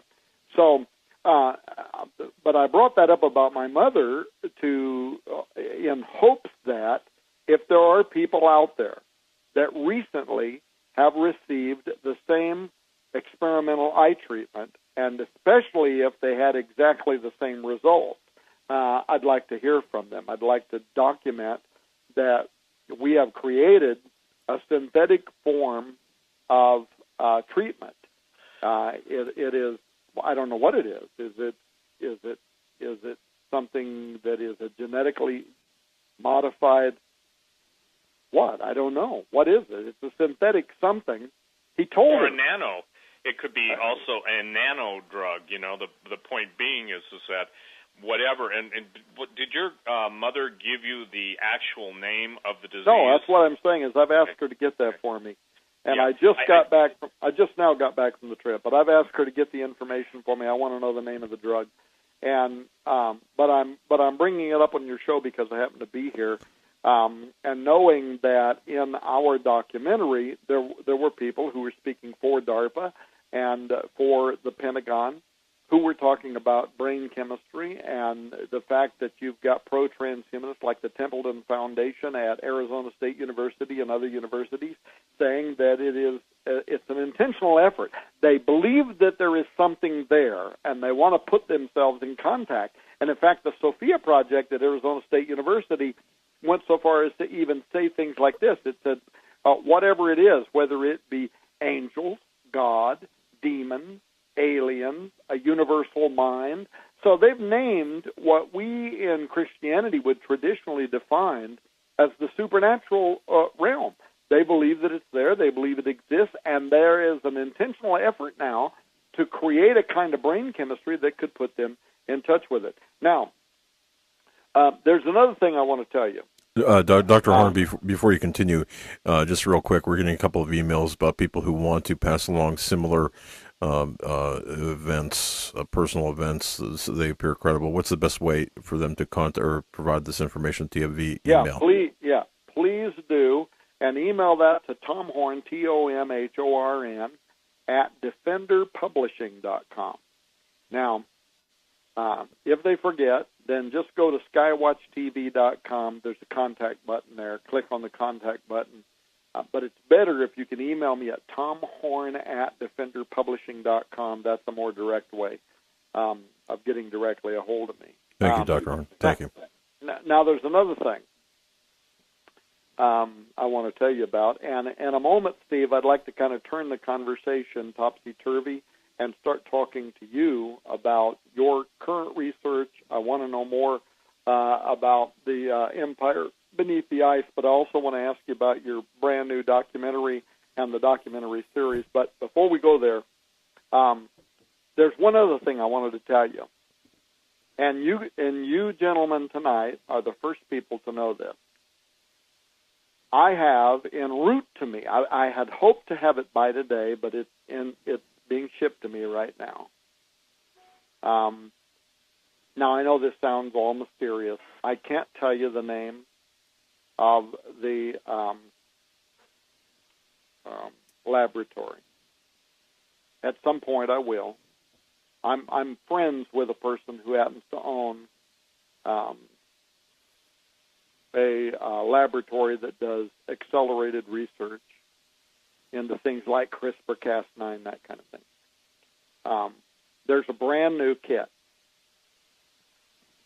and I'm going to be the recipient of one of the very first ones. It's coming to me. It's actually has to be shipped in dry ice. It has to be refrigerated because we're talking about living organisms. And I will talk about this more in the near future. I'm actually going to put it in a case with dry ice. I'm going to take it with me onto programs like Jim Baker, Sid Roth, other programs like that. I will have it on skywatchtv.com. But I have a kit being shipped to me now. It's the most advanced genetics kit. And here's what I want to tell you about it. With this kit, mankind will now be able to change the genetic code of humans so as to allow, once again, for the incarnation of fallen angels into bodies of flesh. That's my belief. This is the most powerful genetics kit in the world today. And what it will do is allow for the altering of adult persons and have their DNA altered in such a way that anything can be written into their genetic makeup, which will then become heritable. It's my opinion that it allows for the incarnation of fallen angels because it perfectly matches, in my opinion, with what happened in the days of Noah. It's coming to me right now. I will have it within the next 36 hours. And then I'll be going on television and I will be talking about it. That's the reason that I have worked so hard, so diligent to get the Inhuman documentary produced so quickly, because that's the moment we have entered into. And the church now must take up this issue, must begin talking about it, because if they don't, well, then we leave it to the watchers. We leave it to the pro-transhumanists to define the language, the legalese that will now be used. People probably don't know this. You know, a week ago or so, the National Institute of Health put a moratorium on federal funds, restricting the use of federal funds for the creation of human-animal chimeras. Did you see that research? And a lot of the people working, in the laboratories across the nation freaking out because the NIH put a moratorium. Did you see those news stories? Yeah, I did not. I did. And there was Tom. There was a YouTube that was made about that, but there was also some sort of disclosure or discussion or suggestion. I don't know what it is that the Black Ops or the Black Budget is funding that process. Well, here's the thing. Here's the reason they did that. The reason they did it is because a new gene drive type technology has been developed, which piggybacks off of CRISPR-Cas9, and there's more than Cas9. There's other Cas tools that can be used. CRISPR-Cas9 is the first one. There's others that I'm being told now are even more powerful. It doesn't matter. The technology is there now between CRISPR-Cas9 and gene drive to interrupt the genetic makeup of an adult specimen, to literally, through gene therapy, use a kit. And in this kit, you could literally inject this into a grown individual so that it will find the DNA strand, and it will cut and paste. It will cut that DNA strand, and then you inject whatever the new correction to the gene type or whatever it is you want, and it'll go there, and it'll match up to where that cut was made in the DNA, and it'll repair itself, and it'll grow together. So, wonderful tool to be used for making corrections to genetic issues. It's the kind of technology that will probably ultimately lead to the cure for things like cancer. The world is going to celebrate it. What the world mostly isn't going to be talking about, however, is that exactly the same technology can be used now to write alien code into the human genetic code, into the human genotype, which then becomes heritable and will be transmitted to all downline individuals. And CRISPR technology, anything that can procreate, whether it's a rabbit or a human, anything that can procreate, that has sperm and ova, can be modified now with CRISPR technology. But the newest versions of CRISPR technology can do even more than that. It can create gene drive, which will modify everything born down line. So why did NIH suddenly put a moratorium on the use of federal dollars, This doesn't have anything to do with private dollars. Federal dollars for the creation of human-animal chimeras. They did that temporarily. It's a temporary restraint because of this new powerful technology. Because now the technology exists to create X-Men. The technology exists to literally start changing the genotype of humans in such a way that the phenotypic expressions of humans is going to be modified. This is something that the Jasons, it's something that our movie Inhuman goes into. It's something they've been warning about for some time. You know, the Jasons, like 2 years ago, put out a white paper called the $100 Genome Implications for the DoD, and all they talked about was genotype and phenotype. If people don't know what that means, genotype is what you get from your parents. Genotype is the blueprint of any species. So if your parents were human, then you received the blueprint to become a human. If your parents were a rabbit, you receive the blueprint, the genotype, that is indicative of becoming a rabbit. However, phenotype is how that is expressed. It's what we see. It's how you walk. It's how you talk. A rabbit hops. A rabbit eats grass. That's the phenotypic expression. It's what you see with your eyes. In humans, it's the fact that you're a bipedal. It's the fact that you walk on two legs, that you have thumbs, that you're not like a monkey, that you have the ability to hear the broadcast that we're making right now and analyze what I'm saying to you as I speak. That's the phenotypic expression of your genotypic human makeup. And what CRISPR-Cas9 and gene drive and the Jasons are saying is, as we begin to alter humans at the germline genetic level, their phenotypic expressions are going to change. They're going to begin walking different. They're going to look different. They're going to think different. They're going to act different. As we merge them with animals, for instance, they're going to take up animalistic behaviors. Crime scenes are going to change.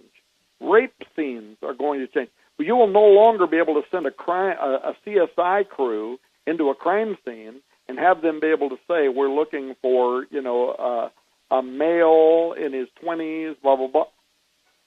You're not going to be able to do that anymore if this creature is part animal. Everything about the phenotypic expression is going to change. By the way, this was dramatically illustrated by Yvon Balaban of the McGill University in Montreal, Canada, not a long time ago, when he took the developing brain matter of embryonic chickens and integrated it, engineered it into the developing brain matter of embryonic quail. And the chickens, when they were born, started exhibiting the head bobs and the vocal trills of quail, and yet they were chickens. What his experiments illustrated is that very, very complex behavior patterns can be transferred across species barriers through genetic engineering. This is exactly what the Watchers did. This is exactly what Jesus meant when he said, as it was in the days of Noah, so shall it also be in the coming of the Son of Man. It's why he put barriers between the species. But now we're crossing over those species barriers. And this week, within 36 hours, I will have within my possession a genetic tool that can repeat for the first time since the Great Flood exactly what happened in the days of Noah. So I'm getting it. Why am I getting it? I definitely don't plan to use it. I'm getting it because I want to be able to illustrate a couple of things. Number one, first of all, if Tom Horn can get this kind of a genetics tool, imagine what bioterrorists would be able to do. If I can get it, imagine what they've got their hands on right now, and the apocalyptica that groups like ISIS and whatever have in their mind. But secondly, imagine how much we now have entered into a period of time that only one time before ever existed, and that was at the time of Genesis. And now we should talk about, because I could go on and waste a lot of time here, we should talk about Steve Quayle's Gen 6 production, because it actually deals with this whole issue of the days of Noah and the Testament around it and what's coming next. Well, thank you. And for the record, Doug, I just put up on my website, stevequayle.com, CRISPRs, and CRISPRS, and that stands for Clusters Regularly Interspaced Short Palindromic Repeats, are segments of prokaryotic DNA containing short repetitions of base sequences. Let me make it real simple. The bottom line is what Tom is talking about is not only genetic alteration, but it's also the base process. And the reason it's got to be cooled is because it deals with stem cells. And for some time, I remember when I first started talking almost 15 years ago that humans could be cloned and humans could be growing up at accelerated speed and that their collective subconscious could be downloaded. People used to think that, I was either smoking wacky tobacco or just flat out crazy. But what Tom just explained to you in detail is one of the major concerns that he and I both have, which brings me to why I entered into the book. I'm just going to talk about Empire Beneath the Ice, how the Nazis won World War II. The absolute desire to penetrate the spiritual membrane, if you will, was one of the most expensive undertakings of the Third Reich. The SS went overboard, pun intended, to literally search the four corners of the world. And what they were fixated on, Tom, as you probably know, is the genetic Superman, the Ubermensch. They went so far as to, recreate anthropology and basically state that the Cro-Magnon had made war on the Neanderthals and they had won, and so therefore they were saying that the Cro-Magnons were a superior species, and that's obviously why they went on all the work for looking for skulls. Well, people can say, well, that really isn't significant until you understand that under Operation Paperclip, all the Nazi scientists, not just the rocket scientists like Dr. Werner von Braun being the most famous, but their geneticists and the guys that were experimenting in this realm. And also, one of the very first operable stargates, according to multiple four-star generals I talked to over 10 years ago, stated was the one that's seen in Hellboy. I'm not recommending people see that. I'm just telling you that there was a science fiction movie starring Ron Perlman, and that scene is there. Now, getting into True Legends, a series, they who control the past determine the future. And what we're doing right now, and by the way, episode 2 and 3 are underway. And without letting the cat out of the bag, I showed you, Tom, the 4-minute introduction to it, and I think it's going to be pretty mind-blowing. Is that a fair statement? Absolutely, man. And actually my first comment back to you was, okay, you've gone to Hollywood now, because the production level is astonishing, and I don't know what I can say. I don't know if I'm supposed to mention what it was I saw in the film. No, I'd like to leave it, but I had a very talented man named Chris who got a hold of me after listening to me on Coast to Coast and Hagmann. He lives in the world of Hollywood special effects, but also is quite an expert and an adept at all the giant stuff. So in order to bring the Return of the Giants to the screen, we had to duplicate a scene from the movie, and actually we're using the Book of Enoch as the narration to let people understand what they're seeing on the screen. Well, that's enough of a hint. True Legends Episode 1 is absolutely necessary because we built on David Flynn's masterful revelation that basically the geoglyphs in Tiwanaku that are in Peru are absolutely, in Bolivia on the border, on the what's called the Altiplano, are a language unto themselves. Jesus said if the people didn't praise him as he rode in Jerusalem, the stones would cry out. What you have in the plains of Tiwanaku is a literal, if you will, the angels wrote their version, the fallen angels, Kilroy was here. One of the most frustrating things, I had a guy that was working with me, but he's gotten too busy, so I need to ask again for anybody who is basically good at pattern recognition, who is advanced computer code, and basically can write in a three-dimensional, not only binary, but a trinary code, to please contact me. Because here's the deal, Tom. Imagine this. Imagine the fallen angels, and we know this from the Book of Enoch and the Book of Giants, both the Dead Sea Scrolls, incorporating the Dead Sea Scrolls, were basically informed of the great judgment that the flood that God was going to bring against them for having basically polluted the human genome. And in preparing that, they wanted to leave their testimony. Now, we have, obviously, ancient monuments. We have huge rock structures that are built before the flood, and then we've got some big ones built after the flood. But what was built before the flood in the age of giants, I'm talking 36 feet and above, was totally different than what was built after. In the Old Testament, after the flood, we know that we have King Og being probably the tallest guy mentioned at 18 feet. But the point that people have got to understand is that in True Legends, a series, the technology of the fallen, people look at history as it's presented to them and think that the historians are telling the truth. Couldn't be further from the truth.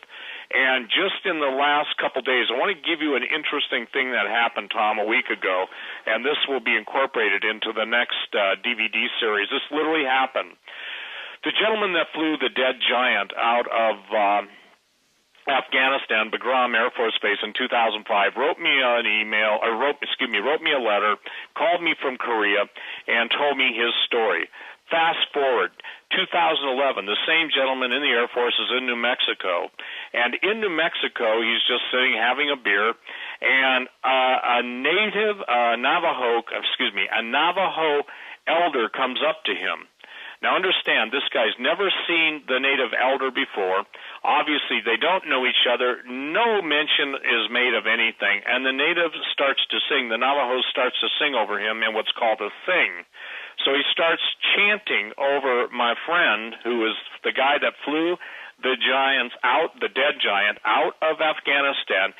And he puts his hand on him and says, "I must pray for you." After his sing, he looks him in the eyes and he said, "You have seen giants. The earth is opening up.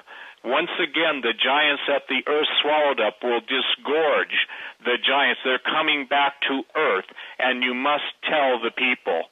And my friend said, "Well, there's no way he could have known that." The guy took him again by the arm and just looked at him and said, "The earth swallowed them up. The earth will vomit them out. They're coming back. Warn the people." And so that just happened. Now, here's an interesting thing. What people don't understand about, and I can't explain it, but I can define it, but I cannot explain how it works. Every image we've ever seen, obviously, we're told in the Bible that everything we've ever said, everything we've ever done, instantly we're going to be known as we are. But there seems to be, if you will, what I would call a long, almost an eternal playing movie or DVD in our brain that others can access. Now, people used to think this would be science fiction, but isn't DARPA now, Defense Advanced Research Projects Agency, aren't they working in that same dimension? They're announcing it. I will tell everyone this: whatever they announce, they already possess. Whenever they say they're working on it, they got it. Remember, in the world of defense, everything is ultimate top secret until there becomes a point where the commercialization overrules or overwhelms the need to keep it secret. In the same category of unusual thoughts, it might be interesting to you, Tom, that a certain individual made known to our research team that when Zecharia Sitchin was writing a lot of his works, he was being, if you will, schooled by the Jesuits to bring about the whole writing on the Anunnaki. And what's fascinating, I tell people, I have no problems with his evidence. I have every problem with his conclusion. So, fast forward to Tom Horn and Chris Putnam, and I hope I'm being as linear as I know how to be, and the work you've done with the Vatican. it's fascinating that from the beginning, Genesis 6 has had to be controlled, and the sons of God saw that the daughters of earth were fair. It says both in those days and after those days, before the flood and after the flood. Knowing this, and maybe you knew this before, but knowing that the Jesuits overwhelmingly controlled the narrative on Genesis 6 giants to take away from the fallen angel the heavenly aspect of it and the Word of God, does that maybe put some of the things that you and Chris have been investigating in all your Exo Vaticana and the things that you're writing about, does that put a new spin on things for you guys?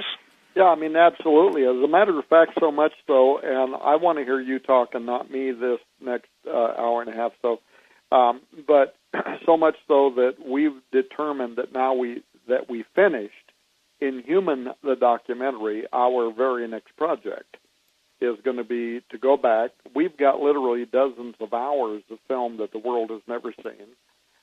From the Vatican, from people like Guy Consolmagno, from some of the Vatican's Opus Dei level theologians who are intentionally preparing now for the arrival of an alien intelligence. And as a matter of fact, you might have noticed where Sci-Fi, SWY, whatever it is, the Sci-Fi channel, you might have saw where this winter they're going to start playing the Childhood Inn series based on Clark. Arthur Clarke? Yeah, based on his Childhood Inn, which is going to have these gigantic aliens coming down from outer space. But once the overlords are revealed to humanity, we come to learn that these are actually the beings that the Bible defined as the devil and his angels, but according to Childhood Inn, the world is going to be educated that these are actually the good guys, and that the God of the Bible is the bad guy. So we are, we're working on that right now. That'll be the next documentary following this one. Steve, when is, a couple of things very quickly, when is your book, Empire Beneath the Ice? When's that going to be available? December 1st. If I took pre-orders, my wife would strangle me because we got so many, and I said I don't want to live with the firestorm of that. But I think people will really have their mind blown. There's so many for instances. When I say how the Nazis won World War II, the pharmaceutical industries that we now have and that are now every other commercial on TV. Those were born out of the German industrial base, period. All of the scientists brought in under Operation Paperclip. Most people do not know that we went to war in 1947 in the Antarctic with the Nazis. The Russians even knew that the Germans had pretty much accomplished space flight using advanced saucer technology, the Hannibal, etc. But what's really interesting to me, Tom, is that after, I don't know, maybe 5 or 6 years ago, maybe even 10 years ago now, after doing Coast to Coast talking about Operation High Jump, that I was contacted by the great-grandson of Admiral Dönitz, who was basically the Fuhrer when they thought Hitler had been killed or committed suicide. By the way, Hitler never committed suicide. And for the record, everyone, if you're noticing all the new books, even the new series that's going to be on TV, it's all coming back into the forefront. I don't know if you know that, Tom, but there's a whole new TV series on, if you will, the reemergence of the Third Reich. When you're led to do something, as you have been, when I'm led to do something, and the corresponding correlation and timing is always the most mind-blowing thing to me. And so Empire Beneath the Ice, 520 pages, but the most amazing stuff is in the supernatural realm. In other words, we're not talking about just a bright bunch of German engineers going into, the best machine shop in the best machine shops on the planet. We're talking about a source of intelligence that gave them the ability to basically transcend the normal V2 rocket. The V2 rocket and all the Saturn space vehicles, etc. Everything that was for public consumption. The real secret stuff has always been hidden. Enter Stargates. The whole situation with the Third Reich, and they're looking for the third eye. Most people don't know that obviously the Ahnenerbe, which was sent all over the world to find artifacts and to look for people that possessed supernatural skills, talents, and abilities, was to incorporate them into a genetic race, a pure Aryan race. And so what's fascinating to me, look fast forward now, we're at 2015, soon to be 2016, and we're hearing the globalists, the industrialists, the luminists, the Luciferians, etc., talking about too many people on the planet, Georgia Guidestone. Yeah. Yet we're also talking about everything from advanced robotics, CRISPR technology, gene splicing, gene editing, cloning, and I'm telling people there's no clowning when you're cloning. So it's critical that people understand this is the end of man that Jesus spoke about in the original creation. Now, why is that critical? Because Satan hates Jesus and hates God so much that he cannot get at Jesus or God, and they are victorious. They'll consume him with the breath of the Lord Jesus' mouth and the sharp two-edged sword coming out of it. But the point is that up until that time, total war is being made and levied against the descendants of Adam and Eve.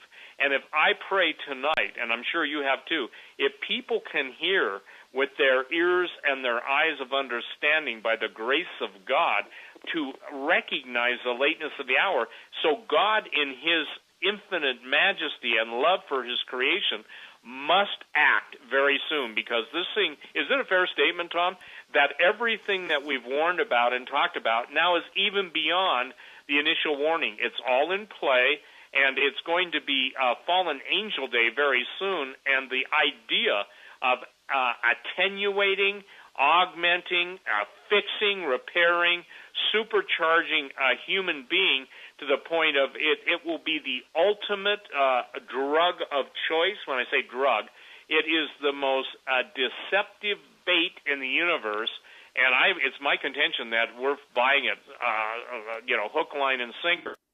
True Legends, the series right now, is we are absolutely going to prove beyond a shadow of a doubt that who's controlling the history, why it's being controlled, and I think we're going to bring some pretty mind-boggling things, to the forefront. And when people understand that Jesus says men's hearts will fail them for looking after those things coming up, on the earth, we are absolutely sensing that and seeing that in real time. And as many years as I've known the pilot that flew the Giant out of Afghanistan, just by chance, he brought up and said, a funny thing happened to me 6 years after that.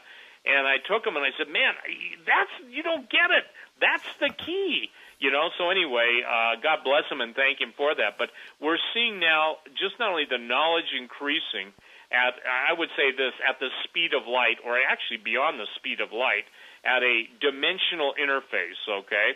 A dimensional interface, in my terminology, means a dumping, if you will, a downloading of that information and understanding that exists beyond the realm of mere mortals, and the accelerating, if you will, mindset to be able to embrace it, because that's what Daniel was talking about, knowledge running to and fro. And isn't it interesting that as you run to and fro, as we run to and fro, we run into the same, if you will, we come into contact with the same historic milestones, but the important ones, it's like the time seal is being opened and all of the information that's been hidden in arcane is being released. So when we come back, we can talk more about that. Yeah, and Steve, when we come back from this break, I want to ask you a final question about Empire Beneath the Ice, but then I want to talk to you about your new documentary. We did several broadcast television programs. People can watch those online now. And I want to talk to you about getting you back up here to Missouri to do some more programs on the next, part 2 Tom. in that series, also Empires Beneath the Ice. But I want to ask you about the first documentary that just came out. It's brand new. I want people to know about it.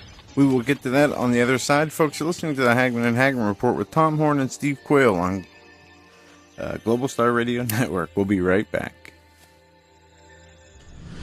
Just what kind of thriller predicts the future?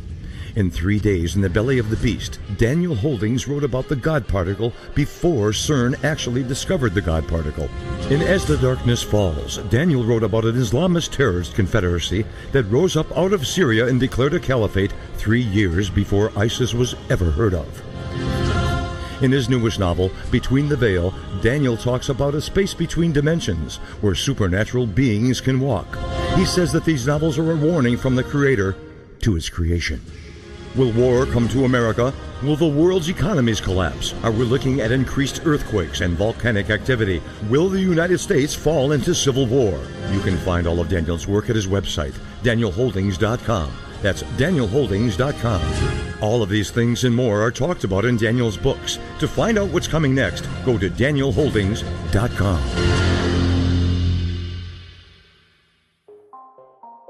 Hi, it's Lynn Oz, and believe it or not, there is just a little something that you can do to help change the lives of some of our veterans in need.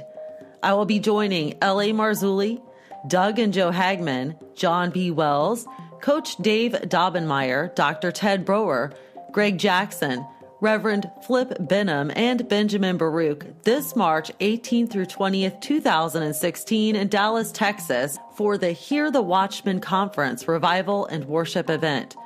We want to bring as many veterans in need as possible to the event so they can receive the blessings of Jesus Christ and be part of this incredible event.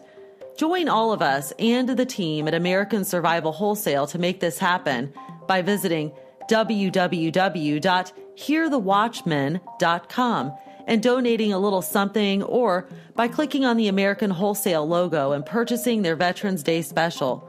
Please help us remember those who gave so freely in defense of our freedom and now need our help. Again, visit www.hearthewatchmen.com today. Also, be sure and visit our sponsors, American Survival Wholesale. Their website is AmericanSurvivalWholesale.com. I look forward to seeing all of you at the conference and meeting you in person. Don't forget to spread the word and share the website www.hearthewatchmen.com with everyone you can, so everyone can participate in the Hear the Watchman Conference Revival and Worship event in March of 2016. You are listening to the Hagmann and Hagmann Report on the Global Star Radio Network.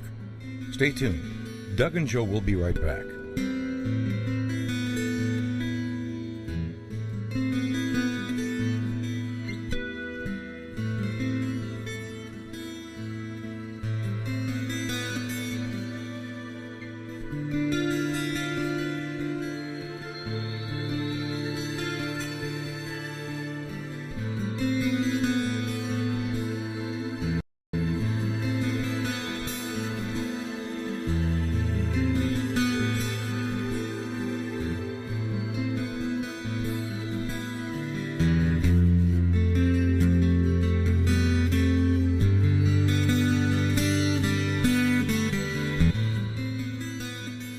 Listening to the Hagmann and Hagmann Report on the Global Star Radio Network. Stay tuned. Doug and Joe will return shortly.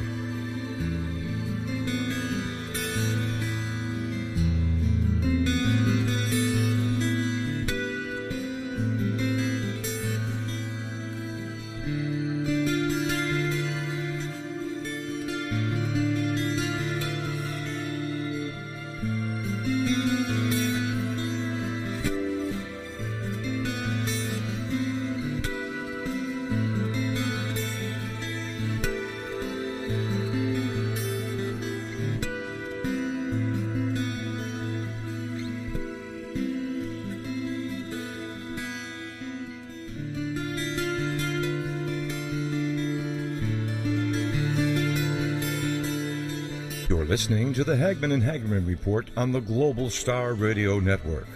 Stay tuned. Doug and Joe will return shortly.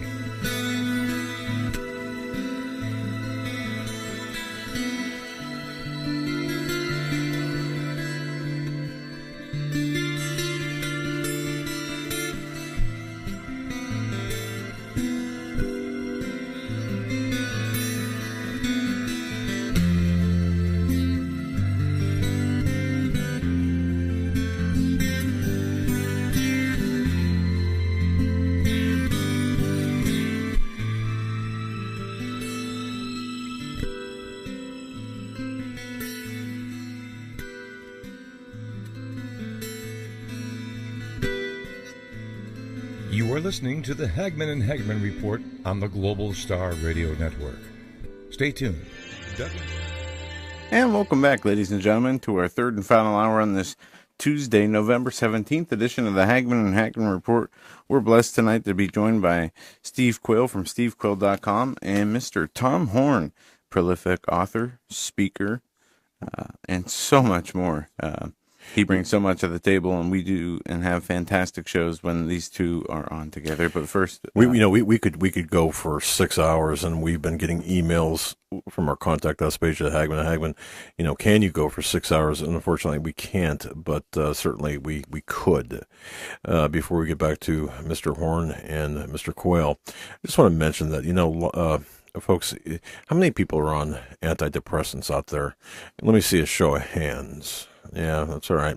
You can raise them. Okay. We know so many people are suffering from PTSD. We know people are on pharmaceuticals for depression or anxiety. Here's what I found. By the way, while you're shopping at nuts.com, scoot on over to wholetoneslive.com.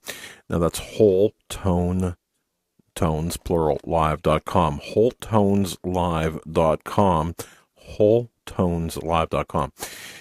Scoot on over to there and check this out, because we talk about harmonics. Steve Quayle talks about harmonics. Tom Horn, others talk about harmonics in our lives, about the music. That head-banging, heavy metal music that really makes your ears bleed? Well, there's an antidote for PTSD, and certainly what I believe is diametrically opposite to that, and that's wholetoneslive.com. They've got music that really the artist there digs into the King David instrumentals. Remember King David. David soon soothed King Saul's depression with music. Well, the same music. And I'm not talking New Age. I'm talking biblically Christian sound music at wholetoneslive.com. I've talked to a couple of people, friends of mine, who have downloaded the music as well. And I'll tell you something. One plays it in the nursery of his son. So wholetoneslive.com. You won't be sorry. And again, this is not New Age. This is certainly biblical based, or at least referenced in the Bible. So wholetoneslive.com. Thank you for allowing me to go through that as well. Visit our partners in this radio endeavor, AmericanSurvivalWholesale.com, and also Survival401k.com. Steve, kicking it back to you, sir. Well, I think, it's critical that given the war that's coming on the nutritional field, one of the things I want to recommend, I have a great sponsor, and this is for the people's sake. Cocoa Mojo has been put out by Inner Health, and it's amazing because you'll want to get some of this too, Tom. It's got coconut. It's infused with coconut and herbs that support the immune system. And what's interesting about coconut has lauric and caprylic acid, and those are absolutely a necessity for building your immune system. And I really love this stuff. And Inner Health has got some amazing food products. So if you go on my site, stevequayle.com, because today what prompted me to bring up probably one of my longest sponsors is the fact that we're seeing the war getting ready to be made, Doug, against any kind of foods that will provide nutritional support. Obviously, in a very dangerous situation that we're now facing throughout the world, it's critical that people can maintain optimum health as long as they can. So, I'm just saying that one of my favorite things is Coco Mojo, and the reason Coco Mojo's on my radar screen is because the first thing that's going to happen as the Baltic Dry Index collapses further is a lot of the imports that used to come into this country are going to be stopped. So for those of you who are chocolate lovers and those of you who understand the benefits of coconut milk powder, I would recommend you go to EnerHealth, and those guys are gracious enough to have a lot of specials for my customers, and it's 866-762-9238, 866-762-9238, or they can go on my page. See, the war is on us, and the war is on us at a genetic level. The war is on us in every form, every realm, and even in realms we're not aware of yet. The enemy and the evil one are planning to make war on us and against us in that realm. So, ladies and gentlemen, we're at the point now where what Tom and I are talking about is no longer future. And, Tom, you had a couple questions, and I'll just yield you because, again, in our series, True Legend, the series, you've got to watch the first one to understand. I said this on Coast to Coast, and very few people caught it. Maybe it's safer to say very few people care. Imagine this. Imagine the fallen angels, knowing that the flood would come, wrote their whole history, if you will, in an arcane form, but almost a supernatural level of understanding through literal cuts, if you will, hieroglyphs, more correctly, geoglyphs, into the earth in a vertical manner. And then they used almost a checkerboard form of mathematics to position all stellar positions, etc. And imagine that's on the cusp of being deciphered. Now, to my knowledge, it may be deciphered, but reading from the Harvard and all the different people that are trying to do it, is that not mind-blowing? If it basically said, hi, we're here, here's what we did, here's where we're coming back, here's our rebellion against God. I don't think, the same people that you've talked to looking for an alien savior would be too happy about that. Yeah, here's what's interesting is that, as you guys know, I've been on the road a lot, actually, this year, and almost permanently the last 2 months. Steve, it's been almost impossible for you to get a hold of me. Joe and Doug, almost impossible to get a hold of me. I've been on the road working on this documentary and finally getting back right now. But what's interesting is that, again, the stuff that Joe and Doug Hagmann have been doing, and even some of the people that they're promoting now. I'm trying to think of the name of it. Is it Nuts.com? Nuts.com. Nuts.com. Yeah. I mean, so you've got these natural snacks. Steve now talking about Coco Mojo. These natural products. And by the way, Steve, just so you know, and so that Coco Mojo knows, I had learned about the benefits of what's the Coco Mojo product? Coconut. Well, the EnerHealth is one of the products, but yep, coconut. Yeah, I mean, I have been learning about that, and so as I'm on the road, guess what? I'm snacking on. I'm snacking on nuts. I'm snacking on coconut. I'm trying to be a good boy, right? I'm trying to do all the right things. Why? Because we are in a period in time where we are in a genetic Armageddon. The foods that we eat, the products that we consume. I mean, and I am traveling, and I'm driving down the road, and there's no way in the world I'm going to pull into these fast food restaurants. I mean, seriously, the more I learn, the more these things look like biological laboratories. I call them, Tom, early death diners. Yeah, my gosh, right? So I would, if Tom Horn means anything to anybody out there, I would really, throw my vote for Nuts.com, Coco Mojo. Is it CocoMojo.com? No, it's EnerHealth. It's, the bottom line is this is one of the best companies. It's EnerHealthBotanicals.com. But the easiest way is just go to my website. It's right up on top of my headlines.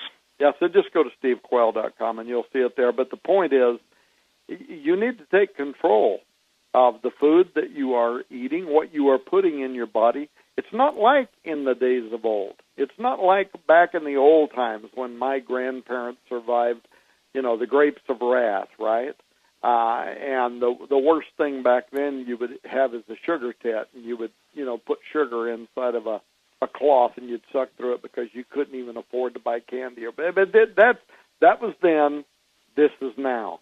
And the stuff that is being pumped into the fast food companies and most of the restaurants, the foods that we're eating, they are literally a biological hazard.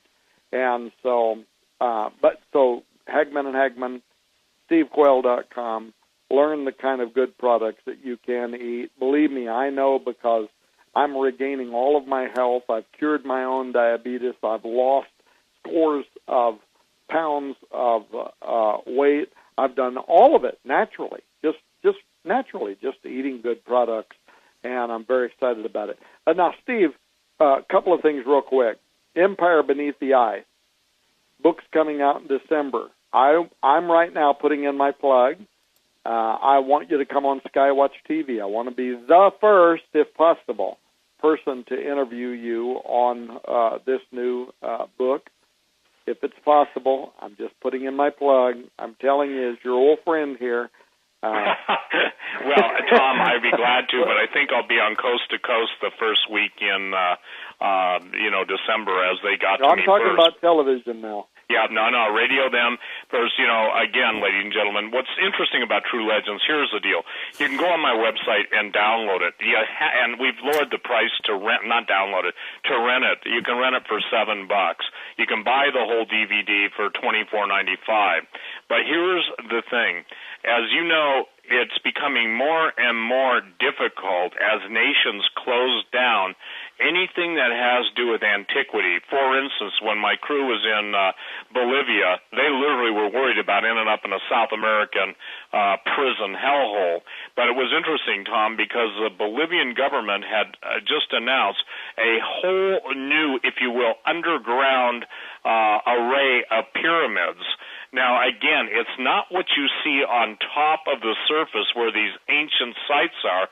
It's what's underneath them. So the reason we started in Peru was because of Lake Titicaca being obviously the highest freshwater lake in the world of size. And the other thing that was interesting is all of the giant findings and origins seem to originate in Peru.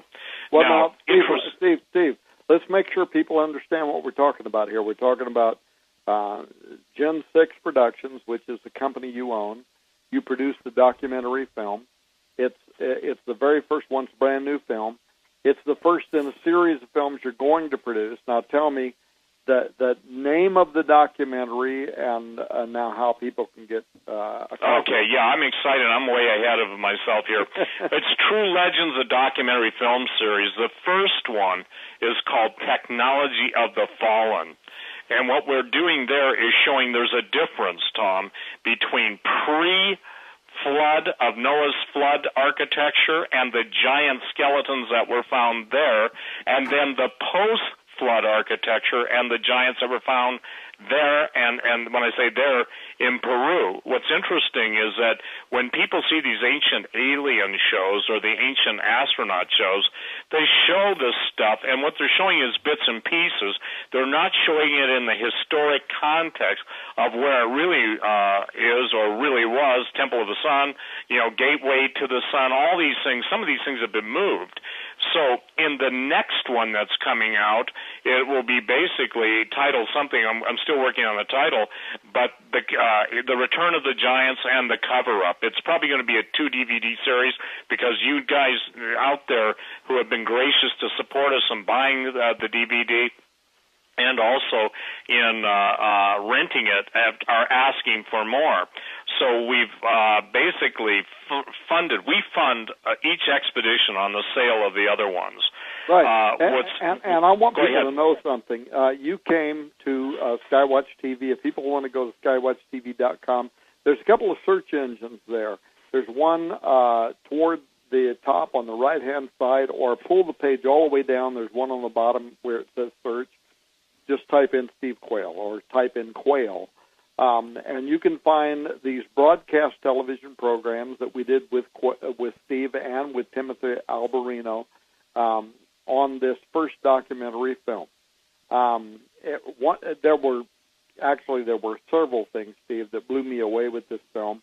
One was the architecture before and after the antediluvian age, and the fact that between you and Timothy, you were able to verify that some of the people there in Peru, in academia, they had actually moved some of the artifacts. That just blew me away. They moved some of the artifacts in order to confuse people about the pre- and post-antediluvian megalithic structures that were there. Talk about that.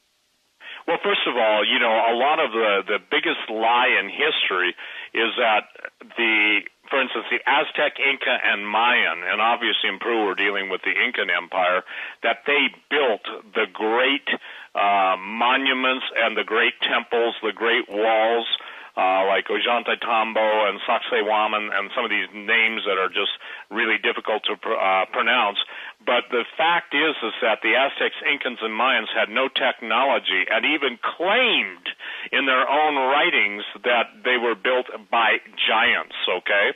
Now, when I'm talking giants, I'm not talking about the archaeological or anthropological, there's another hard word for me tonight, the anthropological denial and trying to say it's Gigantopithecus. Well, for those of you familiar with anthropology, that they're just basically, they're trying to make it be the great apes. But when you look at the tools and the technology of the Aztec, Incans, and the Mayans, they had basically seashell clubs, they had some obsidian, they had rock clubs, they had basically very primitive tools, yet they had a highly developed degree of mathematics and also an understanding of their ancient history that even today is just being deciphered. The interesting thing that we were able to do, Tom, and this was a mind-blowing thing based on David Flynn, God bless him, I miss him, I wish he were on this program with us tonight, is that the Quipu, Q-U-I-P-U-S, was a system of knots of varying lengths, colors, and actual, if you will, knot patterns and knot forms, which even today, Harvard has not been able to decipher using the most advanced techniques available to them. Well, overlaying the Quipu, which we do in the True Legends series, you can actually see that they were, if you will, portable extensions of the ancient geoglyphs that can handle high mathematics. I'm talking high mathematics. And so what's fascinating is that by starting in Peru, we then are tracking all of the giants' movement, and I'm talking the giants, into Mexico, up into the Texas area, around Rockwall, Texas, going further north into the Ohio River Valley where all the mounds are. And, basically, the Adena and Hopewell were two imaginary names of people that the people that early on in the Smithsonian, they wanted to keep a lot of this stuff covered up because it didn't fit with their predetermined bias. So when you start in Peru and you move north, you also come into conflict with a lot of advanced recorded technology, and in the stelae, or if you will, the geoglyphs, and some of the rock paintings and stuff, there's absolute mind-blowing revelations of truly the technology that was available. So in the next one that's being filmed now, and that you had the chance to see the introduction, I think Doug has too, is that it's going to be, in search of the giants or the giants' return and the cover-up. As you know, what you've encountered, God, it could not have happened to your benefit to the degree it did, had the Lord not opened the door with a hierarchy of some of the brightest men in the Vatican. But what we're doing on the opposite side of the world right now than what you guys were doing is basically encountering people that have some of the most mind-boggling stories to tell about what they have unearthed and the teams that come in and take the artifacts. For the record, there's a story floating around the internet about Australia, the giants being found. That guy doesn't exist. That was a false story planted to try and throw us off. But what's becoming more and more obvious to me is that the actual live giants that are being spotted around the world and that are being absolutely referenced, for instance, another Iraqi war vet who's a friend of mine sent me an email on going in, well, I won't talk about zombies tonight, but a zombie village in Iraq, and absolutely running into a special operations teams years later after the infamous pilot had flown the dead giant out of Bagram Air Force Base. He ran into a group of guys that were talking about, unfortunately, American soldiers that had their heads ripped off with giant fingerprints on the chest and contusions and everything. So it's coming to pass, and as it's coming to pass, it being that the giants are returning, this is why it's critical. It's got to be understood by people that the fallen angels are reintroducing themselves into the human genome, that they are bringing back their children. They want their children back. Is it not a fair statement, Tom? You know the Book of Enoch and the Book of Giants. The giants were lamenting the death of their children, were they not? Yeah, well, it's not just the Book of Enoch. I mean, if you read the Septuagint, you pick this up, the Book of Isaiah talks about the return of the giants. The Book of Jubilees, the ancient religious work that's considered inspired, actually, scripture by the Ethiopian Orthodox Church. All of those ancient texts tell us that the day is coming in which these giants are going to return. That's the most extraordinary thing, right? It's a prophecy, and it's actually in many of the Orthodox Bibles. This is an end times prophecy. Now, one of the other things that blew me away about your first documentary. So you have the first documentary. You put out so much stuff; it's hard to keep up with, Steve. Your first documentary, True Legends, is available now. The second one is in production, and you have a book coming out at the first of the year. So I'm going to have a hard time keeping up with all this, but we have totally got to get you back to Skywatch Television. By the way, we're going on the church channel pretty soon, but we're already on CTN. So I love having you on the program. Want to have you on as often as we can. Well, thank you. And again, let me just say this too. True Legends, the documentary film series, it's imperative that people understand the first one because we build off of the first one, and it's available for download on my website on the right-hand side, for $7. It came out. We want everybody to see it. Those of you who want to buy it and purchase it, it's available through Skywatch TV, my website, and we have a special going on at Skywatch with the True Legends, both the DVD and the book. But here's the thing. It's fascinating to me that now we're dealing with all of the promises of so many of the scriptures of antiquity. Is it in Jubilees where it says that your women will give birth to monsters? Or is that in Esdras?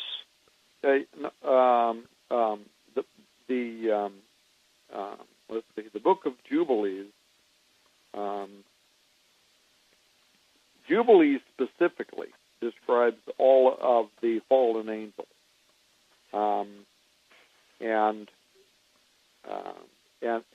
what it says is that the Lord spoke to those. Now, keep in mind, this is scripture according to several Orthodox versions of the church, and it actually it not only describes who the fallen angels were, it also provides a kind of frightening prophetic scenario in that it says that the spirits of the Nephilim are on earth, and in the last days they'll be manifested.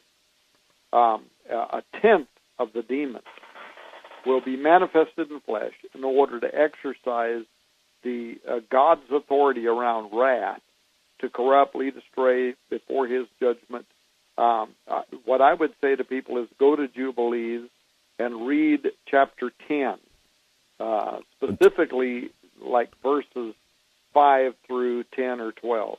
Tom, if I can interject, I'm sorry.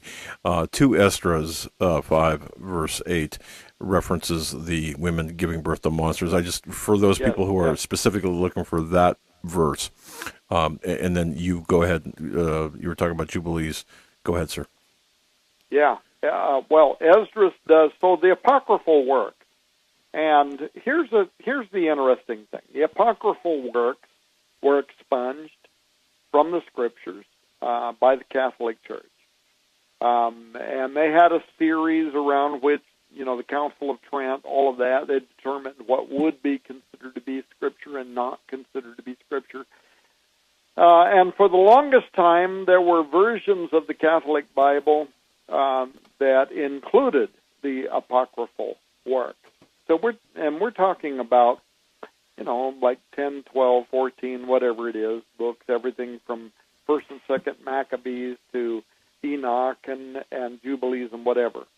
Now, some of the Orthodox churches, after the expulsion of those scriptures from text, went ahead and kept them in their Bibles. And so there are German Orthodox churches, there are other Orthodox churches. Some of them kept the Book of Enoch, some of them kept the Book of Jubilees, some of them kept both. But these books are interesting, even if you don't accept them as scripture. They're interesting in that their antiquity is validated. And most of them actually have a lot to say about Genesis chapter 6. There were giants in the earth in those days, and also after that, when the sons of God, they provide the storyline behind what was going on in ancient times. So even if you don't accept them as scripture, they provide a good historical context. Like today, Americans might pick up a book on the history of George Washington. And now, they obviously wouldn't say that this is biblical, that this is inspired by God, but they wouldn't question that the history around, the birth and the life of George Washington was probably mostly accurate. So that's the way to look at these apocryphal texts. And, of course, some organizations, some church organizations, hold them to be more than that. But let's stay on Steve. Steve, one of the other things that blew me away with the first Gen 6 production, True Legends, I had the privilege of having you and Timothy Alberino in studio. Want to be able to do that again.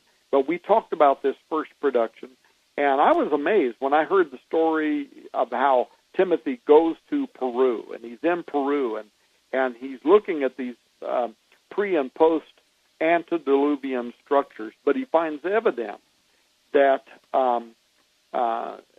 some of these structures that were built before the flood have been intentionally moved by the government there in Peru and put up again as to confuse people who are visiting those sites as to the structures themselves. That was interesting.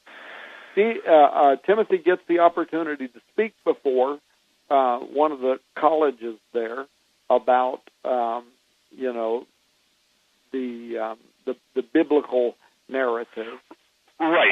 He had presented the biblical narrative, and not one person in the class, including the professors, knew of the biblical narrative, but they all knew of the ancient aliens.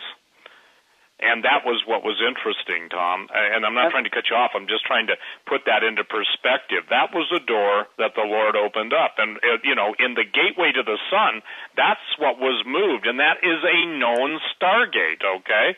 Now, look, I don't know how you make it work now or whatever, but they claim it's 1,500 years old. It's far older than that. We're talking prehistoric. When I say prehistoric, we're talking history. We're talking before the flood of Noah, for sure. And so the gate of the sun at Tiwanaku was moved, and what's fascinating is you can see instantly the difference between that which was pre-flood architecture and that which was post. Even the actual material that was quarried was different in the pre-flood building period versus the post-flood building period. So, isn't it interesting that which is moved first and foremost? Now, one thing that can be derived, too, from that the temple or the gate of the sun is absolutely in the perimeter or the periphery, close periphery of the Bolivian border in which the pyramidal system was located. And by the way, it's totally surrounded by the military. Somebody once said, how do you know when something's significant? I said, when it's totally surrounded by the military. Because, again, we're just hearing, too, are we not? And this has everything to do with Bolivia, Tiwanaku, that they're now using a new form of cosmic scanning of the pyramids of Giza and the Great Pyramids on the plateau there, but they're finding different anomalies. And what's more interesting than just a new burial chamber possibly is an energy source that has heretofore not been, defined. So when you're talking about energy sources of the ancients, they were absolutely in a different realm. And so that's why it's critical that people understand the parallel investigations that you're doing, I'm doing. You're in the desert Southwest. You're at Mount Graham. Is it the second holiest site in Native American, or one of the top three? Yeah. And the thing there was in the Four Corners area when we were doing that investigation, we learned that there are ongoing university-level investigations. And guess what? They're finding the remains of giant beings, what they call giant anasazi, between 7 and 8 feet tall. They've got 6 fingers, 6 toes, lion-like teeth. So we're talking about a phenomenon that exists around the world. But let's get back to the Gen 6 production. There were a couple of things, and I really hope people will go to skywatchtv.com, go to the search box, type in Quayle. Just type in Quayle, Quayle, and you'll find all the programs that we did with Steve and Timothy, where you can learn about the Gen 6 Productions DVD, or you can just go to stevequayle.com, learn about it there. There were a couple of things, Steve, that really blew me away. One of them had to do, you guys brought a helmet and a sword, and the sword was, 42 inches long? 42 inches long, and we brought that. It was a conquistador's sword.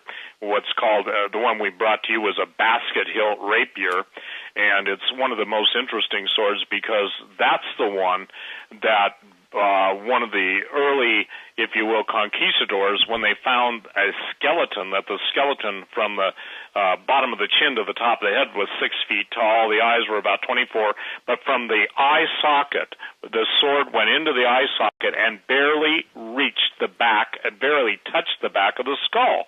Yeah, so folks, so imagine this. This is not Steve Quayle and Timothy Alvarino making this stuff up. They go to Peru. They get invited to talk to the people that run the national libraries for Peru, who have these artifacts that remain from the Mexican Wars, the conquistadors, all that. And here are these are documents. These are historical documents that are in the National Library in Peru, where the conquistadors. They go along, it's like a riverbank, right, Steve? And along this riverbank, here is a giant, a dead giant. It's laying there. They go up and they take their sword, which is 42 inches long, and they put it through the eye socket. It barely reaches to the back of this giant's skull. Now, this is in the National Historical Libraries. It's a historical record, and so what that would have made this giant, 30 feet tall, 32 feet tall, Steve? Actually 36 feet tall, and that seems to have been the norm prior to the flood. After that, the giants basically were halved. Yeah, and now, another thing that really struck me when interviewing you guys on this documentary and all the research that you're doing there, I can't hardly wait to get to the second film, but the first film, people have got to see it in order to understand the second one. The other thing that really stood out to me, and maybe because of the research that Chris Putnam and I were doing, was Timothy telling us about everywhere he went in Peru, he was shadowed by agents of the Vatican. Now, tell me about that. Well, it's fascinating because, we keep in pretty good contact, and the situation is that you'd swear it was a scene of the Raiders of the Lost Ark. Whenever they would go any place, there would always be the, if you will, the one or two people. It didn't matter if they were in the hotel or the hostels or wherever, even at the restaurants. They started to begin to pick up. Fortunately, I've got a couple of pretty smart guys, thank the Lord, and they're running their cameras. Nice thing about digital still cameras is you can run movie footage. So what was fascinating, though, it's the same they found in Sardinia the first time, Tom. They were always and the people they interviewed in Sardinia, here's what's interesting. The people they interviewed in Sardinia, the people they interviewed in Peru and in Bolivia, all would talk as if they were afraid of having to deal with the Vatican. When they went into Cusco, downtown Cusco, they were followed too. And so the point is that somebody's keeping a real watchful eye on these guys, and it's fascinating to me that the giants, if you want to know the topic that brings the wrath of the archaeological, the antiquities, and everybody on denial on steroids, it's this very subject matter, and it basically is the giants. I want to share something else. Before Tim left, he sent me an email from one of our listeners, and the listener basically was going up to a town up in the highlands of the cloud people in Peru called Ocaí.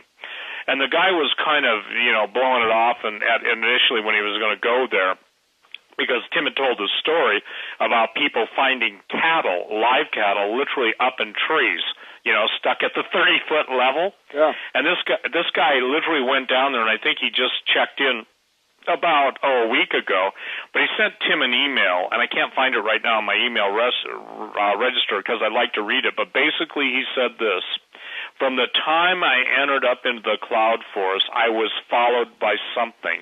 I could see the shadows on the entities. He said, I've never been so scared in my life. The bottom line is, he said, Tim, what you said about the supernatural nature of this area, I went up as a skeptic. I came down as one of the most fearful and how do I say this, upset people that you've ever met because it was that scary. It was that supernatural. It was that out of the world. So what I believe is happening in a lot of these areas, Tom, they're becoming supercharged once again. I can't tell the mechanism. I don't know that. But it seems like where there was an evil presence, it's now manifesting. Where there were gates, people are saying they've been dormant. They're now coming alive. And in True Legends, you'll see one of the most famous stargates known to exist in South America, in Peru, and it's called Amara Muru. And it's probably one of the most interesting things because when they were there, this is fascinating. You really picked up on this. They had the shamans, if you will, call them whatever, the men there, they were trying to open the gate, and they were using sound. They were using almost like, if you will, Buddhist bells and metal cups and everything. But when Tim and the crew went there, they had a localized storm over them, no place else, that just hailed tremendously, a lot of lightning, a lot of storm, and even the locals could not figure out what was going on. My opinion is obviously with the weather control and everything else, somebody is watching them on a satellite. Now, people don't believe that exists, but I'm telling you, when you're dealing with core reality, and that's what we're talking about, that's what you are talking about, True Legends, the series, legends are not lies. That's the thing we have been told. And here's something that people need to understand. Back in 1986, there was a G.I. Joe cartoon called Arise, and a guy by the name of Jason sent this to me. Now, I remember watching G.I. Joe cartoons, and Cobra and all that stuff, but what was fascinating, in 1986, the evil man in that was called Serpentor. And Serpentor was a hybrid that they had taken the DNA from some of the most evil men in history, obviously extracted it and combined it to produce this man who had the best of all evil, if you can say it, or the worst of all evil. And that was the lead character in a whole, I think, 6-episode series. So fast forward. I'm talking to a general a couple years ago, and he's telling me, he said, are you aware that there's a group that's literally been searching high and low for the DNA of everyone from Genghis Khan to Attila the Hun to you name it? And I said, no, I wasn't, but thanks for that, because that's the stuff I'm interested in. And so here's what people have got to understand. When someone evil died, their spirit, obviously, if they're a human, if they knew God, they go to heaven. If they don't, they go to hell. But for those who are hybrids, that spirit, that disembodied spirit of any of the Rephaim, which are the giants, that's what became the demons on the earth. It says that specifically in the book of Giants and the book of Enoch. The point being is that there are entities, Tom, looking for, if you will, the DNA to reanimate their offspring and bring them back into the bodies that were destroyed when God destroyed the giants with the flood. Now, here's what's even... Yeah, I mean, go ahead. I saw the exclusive screener to your new documentary film that's being worked on right now. And I have to tell you, Steve, I couldn't help it. When I was watching that not the documentary, the screener, and the public hasn't seen it, it's Hollywood produced. It's extraordinary. But when I'm watching it, I'm thinking of Daniel chapter 2, right? This famous story, Nebuchadnezzar's vision, the great image with its head of gold and breast of silver and thighs of brass and legs of iron and feet of iron and clay. Why? Because you depict, I can't give away what it is you depict, but it has to do with the reanimation of something that once was. And what I find interesting is that, prophetically speaking, the succeeding empires that are depicted in Nebuchadnezzar's vision, these all begin with Babylon, and they end with a revival of the return in the end times of the spirit of these former world empires. What once was will be again. Babylon, it begins with Nimrod, right? He who began to be. That's what Genesis says about him. He began to be. If you read that in the Septuagint, Old Testament, it says he began to be a giant. So if that's how Babylon and the succeeding empires began, and the final world empire is going to incorporate that original evil empire, then Daniel might be telling us that at the end of time, we're going to see what your screener that nobody has seen yet depicts, the revival of something that once was. I don't know how much here I can give away. I'm talking about Nebuchadnezzar's dream that tells us what the final world events are going to be, and it includes genetics and despotic rulers of the end time. Remember, Daniel says, they shall mingle themselves with the seed of men, but they shall not cleave one to another, even as iron is not mixed with clay. That's what Daniel says in Daniel chapter 2. He doesn't say who they are. He just simply says they are going to mingle themselves with the seed of men. This is a personal pronoun. Who in the heck are they that are going to mingle themselves with the seed of men? It's troubling. But I think that people need to see the first documentary. They need to see Timothy Alberino going into these areas. And by the way, let me tell you that I appreciate how much you gave credit to David Flynn. He was a friend of mine. He was a friend of yours. A decade ago, he discovers, I think, important information related to the legend of the Watchers. He's using satellite technology. We don't have time to go into all of his discoveries. We're giving his book away with your documentary at Skywatch TV. You started there, but it really deals with how all around the world there are really old, mysterious constructions that defy explanation unless you put them into a biblical narrative, right? Absolutely, and again, I will make this statement. I know one of the presidential candidates, Ben Carson, believes that the Hebrews built the big Great Pyramid. It just basically, no way. I know that there are people that want to go with a standard timeline of there was nothing prior to the creation of Adam and Eve in the way of architecture. That's just simply not true. The rebellion that took place on Earth and is demonstrated throughout the solar system. Ladies and gentlemen, please go to my website, stevequayle.com. Go over on the right-hand side and please rent the DVD, because once the new one comes out, the only way to get the first one will be to buy, purchasing. And if you want to build a collection of these, I got to tell you, it is absolutely, in my opinion, pivotal. This is the Rosetta Stone to history. Tom Horn and I aren't on basically going out into a world, coming up with a whole new, our favorite theme and trying to put it out there. It is the time. This has been hidden from the eyes of the average person, and God said his people are destroyed for lack of knowledge. And what we're finding out, Tom, is the very same monsters, the very same, quote, descriptions of aliens, the very same descriptions of craft.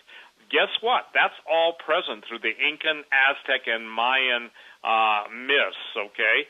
It's fascinating to me that people can't any longer put two and two together, yet they'll suspend any type of logic, and they'll go to all the stuff that's going on in the theaters. And if you notice, ladies and gentlemen, everything in the theaters is turning to even more and more blood and cannibalism and perversion.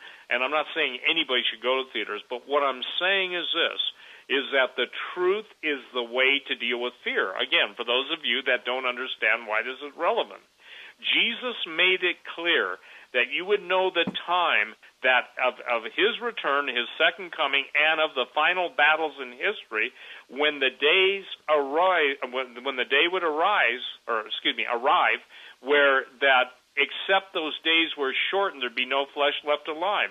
What Tom Horn is telling you in his DVD, Inhuman, what we're telling you in True Legend is that the very entities that hate humanity, that are energized by the devil, that are under his control, authority, and command, are coming back, and they are working overtime to destroy every last man, woman, and child. That's biblical. Somebody once said, well, where's your faith, Quayle? My faith is in the living God, and my faith is this, trust and obey, for there's no other way to be happy in Jesus but to trust and obey. I've been called to this. Tom Horn, you've been called to this. We both had different ideas of how our lives would play out. Boy, were we both mistaken, were we not? Right. Hey, by the way, I read an article, and this from a science journal just this week, on a giant 8-foot-tall skeletons. But guess what? They were uncovered in Ecuador. And they actually support the Genesis 6 documentary, your Genesis 6 documentary findings. And these 8-foot-tall giants have been sent in now for study inside genetic testing on the, they're doing it the right way. They're keeping the place where they've sent it to hidden, and they're keeping their findings close. Because let me share this. This is core reality. Those of you in the intelligence community will know what that means. And Tom, at this point, God, the Scripture says, surely the Lord God will do nothing except he reveals his secrets to his servants, the prophets. Neither you or I claim to be prophets, but he's going to reveal the secrets, the things that have been hidden. And I think the most mind-blowing thing is this. The same devil that demanded blood sacrifice and cannibalism in the Aztec, Incan, Mayan Empire. And by the way, all the giants pretty much were cannibals. There were no vegans, okay, that I've been able to find. And the point is that this is what is fascinating to me. Our atmosphere is changing. Even our gravitational field is changing. And when people say, well, you can't have people that size, they forget that we're talking about something that was half human and half fallen angel, the giants, the Rephaim. And what's happening is this, and this is why True Legends is so critical. Ladies and gentlemen, I have said this, I stand by this statement. Genesis 6 is the Rosetta Stone for understanding all of history. What Tom and Chris are bringing separate and independent to you is the bottom line is how it plays out. What myself and Timothy and the True Legends crew are bringing to you is how it all began and how it is playing out. In essence, we're laying the ground, we're going back in history, but we're also showing you that there's enough evidence that some of these things are alive now, and if they're alive now, you can say, well, I don't want to do, I've seen every mocking post, not every, but I've seen a lot of them out there. The problem is, Tom, is that people won't believe what they see, they won't believe what Jesus says, and they won't absolutely apply themselves. This is not for, our version of War of the Worlds, okay? This is War of the Dimensions. And you talked about Babylon. We are talking about something beyond Gabriel's ladder. We're talking about a trinary ladder of a third strand of DNA, which I wrote, in my book, Xenogenesis, something added into the human genome. And as you go about inhuman, here is the point. People have got to quit looking at some of these entities they see on television and assuming they're human. I'm on record as saying they're not. What you see are a lot of replacements. Somebody says, well, how come this guy looks three different ways, different times, and one's got a scar on his head? In the world of genetic engineering and in the world of cloning, the real entity is called the actual. That which is duplicated is called the dupe. There are some people, or if you will, that are duplicated. The question is, Tom, are some of these people giving themselves over to such abject demon possession that the real human no longer exists? It is my statement that is happening now, and that is what people are seeing. Yeah. By the way, thank you, Steve, Joe, Doug, for having us on the program tonight. If people want the Inhuman giveaway, the $300 in products giveaway, go to skywatchtv.com. They need to also go to stevequayle.com to either rent or purchase the new documentary from Gen 6 Productions, and then keep an eye out for the second edition of that documentary project and the new book from Steve Quayle. These are all, by the way, first come, first served, limited supply while supplies last. So if you're going to do it, you got to do it now. Tom, thank you. Get some rest, and thank you for your gracious gift of time, both of you. Yeah, fantastic show. You're welcome, Doug. But I just want to say this, Steve. Rosetta Stone of the past, present, and future. This is exactly what we're seeing. The relevance, it's 100% relevant because there is nothing new under the sun, is there? Right. Nothing at all. All right. Folks, till tomorrow, Paul McGuire will be our guest. He will be coming on. I'm not sure. I think he has a prayer meeting coming up on the 19th. On the 19th. We're going to be having information about the prayer meeting on our website, hagmanandhagmann.com. But please make sure you put it in your calendar for Thursday. Yeah, and for the rest of the week, but we have Paul McGuire Wednesday. I know Ted Broder is coming on Friday. Morgellons disease or Morgellons, however you want to pronounce it. That's very specific, topic specific. And then is Paul Hegstrom on Thursday? Steve Quayle and Paul Hegstrom. Again, Steve Quayle coming back again on Thursday with Paul Hegstrom, Dr. Paul Hegstrom. That's 2 weeks in a row with Steve, and all three now episodes have been fantastic. And Paul Hegstrom has been a guest on our show previously. Life Skills International. Yep. It's been a while, and he is a tremendous guest. I can't wait to pick his brain. and it should be a great show as always. We want to thank each and every one of you for tuning in, whether you watch live or you listen live or by archive. We want to thank Eric and JD and Global Star Radio Network and Todd over there working hard. And God bless each and every one of you. Until tomorrow with Paul McGuire, stay safe, God bless, and have a good evening. Amen. Yeah. And one last thing. Again, tomorrow night, Paul McGuire, don't miss that. Going to be talking a lot about, well, certain things that we've talked about. I don't want to give too much away. How do you know? I haven't decided what we're going to talk about yet. Yeah. No, it should be a great show. I spoke with Paul for quite a while yesterday. Well, just tune in tomorrow, folks. Reporting on what the mainstream media won't, you're listening to the Hagmann and Hagmann Report on the Global Star Radio Network.